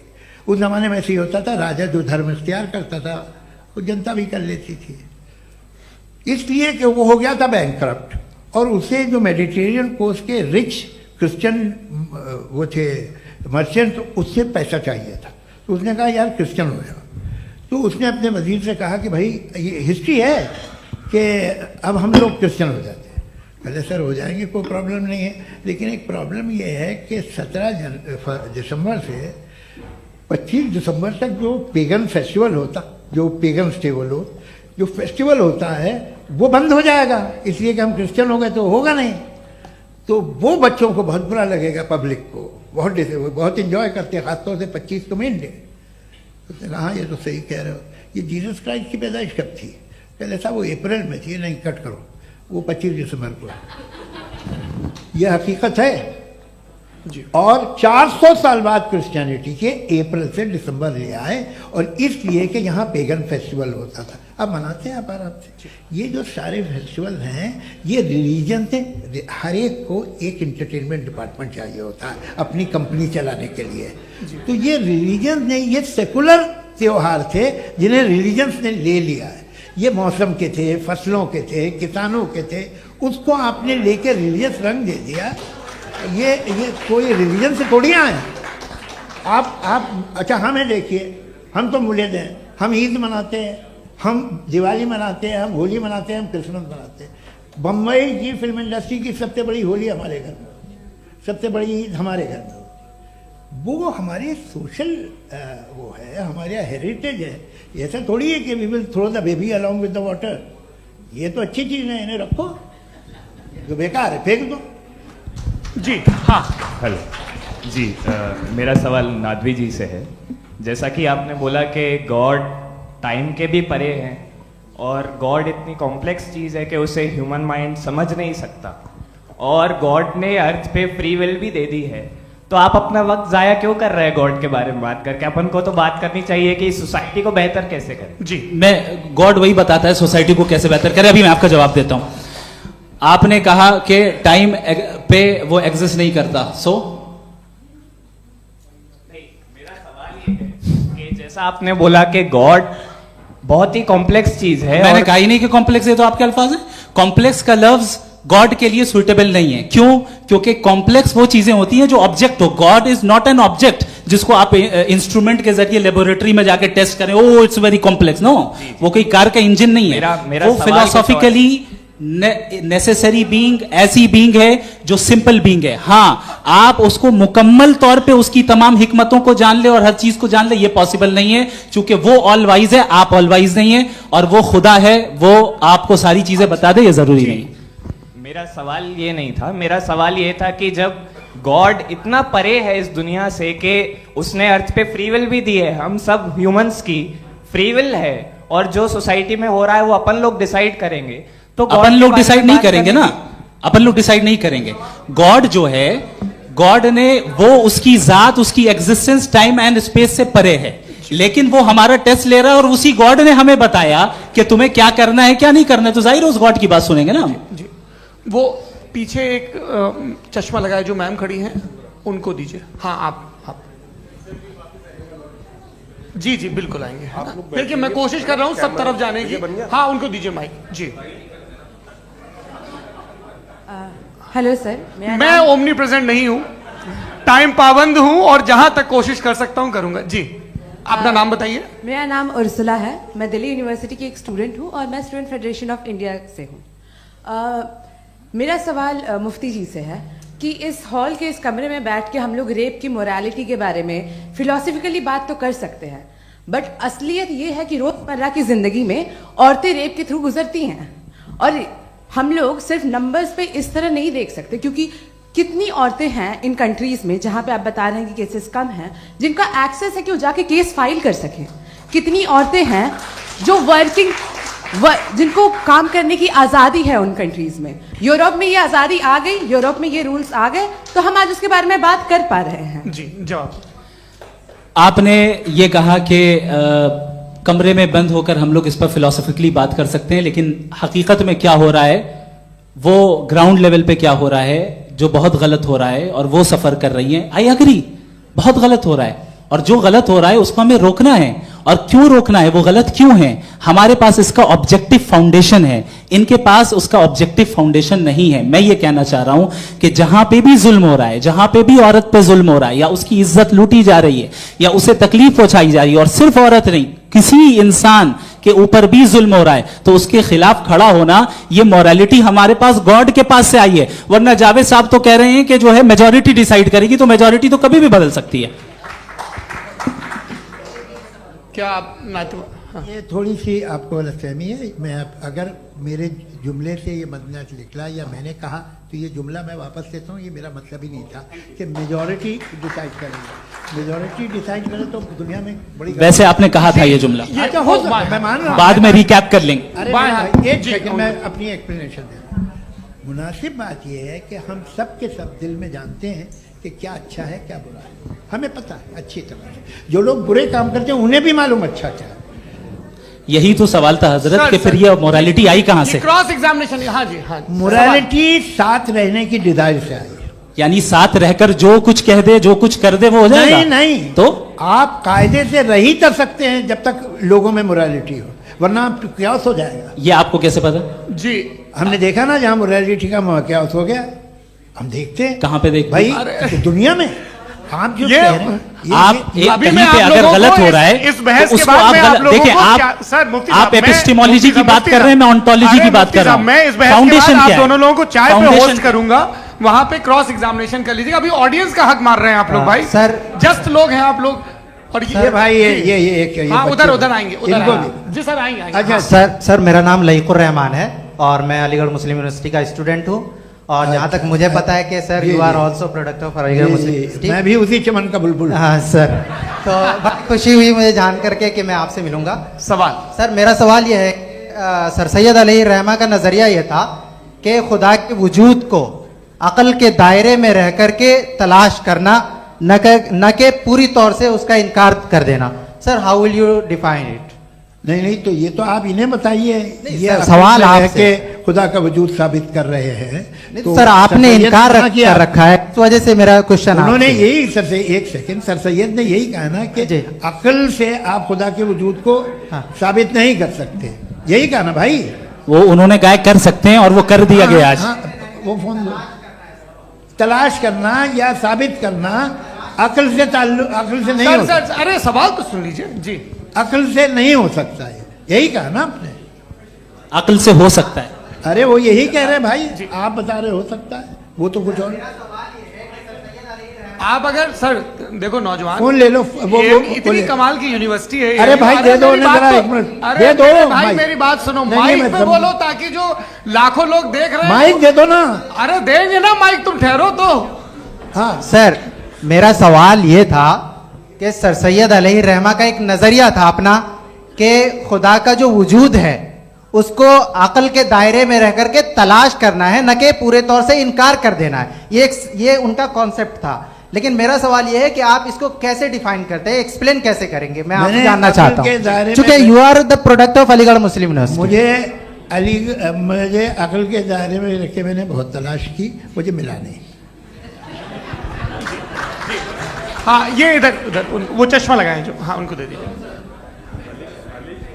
जी जी फटाफट पूछिए, बस 5 मिनट है, 5 मिनट में खत्म हो रहा है। हाँ अस्सलाम वालेकुम मुफ्ती साहब। एंड मेरा सवाल जावेद अख्तर साहब से। क्या नाम है आपका? अरे भैया मुझे पूछ रहे हो। हाँ, फैज पूछिए फैज साहब। तो मेरा सवाल ये है कि अभी जो एथियस्ट है वो problem of evil argument use कर रहे हैं अगेंस्ट मुस्लिम्स, राइट? कि इस दुनिया में इतना सारा इविल है और अगेंस्ट मुस्लिम तो यहाँ अगेंस्ट थियस्ट। हाँ थोड़ा सा करेक्ट कर लीजिए भाई, पूरी मशक्कत ही इसी बात की थी कि किसी एक मजहब पे बात न टिके। जी, तो बेसिकली ये आर्गुमेंट ऐसा है कि इस दुनिया में इतना ज्यादा इविल एग्जिस्ट करता है और अगर एक ऑल गुड गॉड है तो वो रोकता क्यों नहीं है?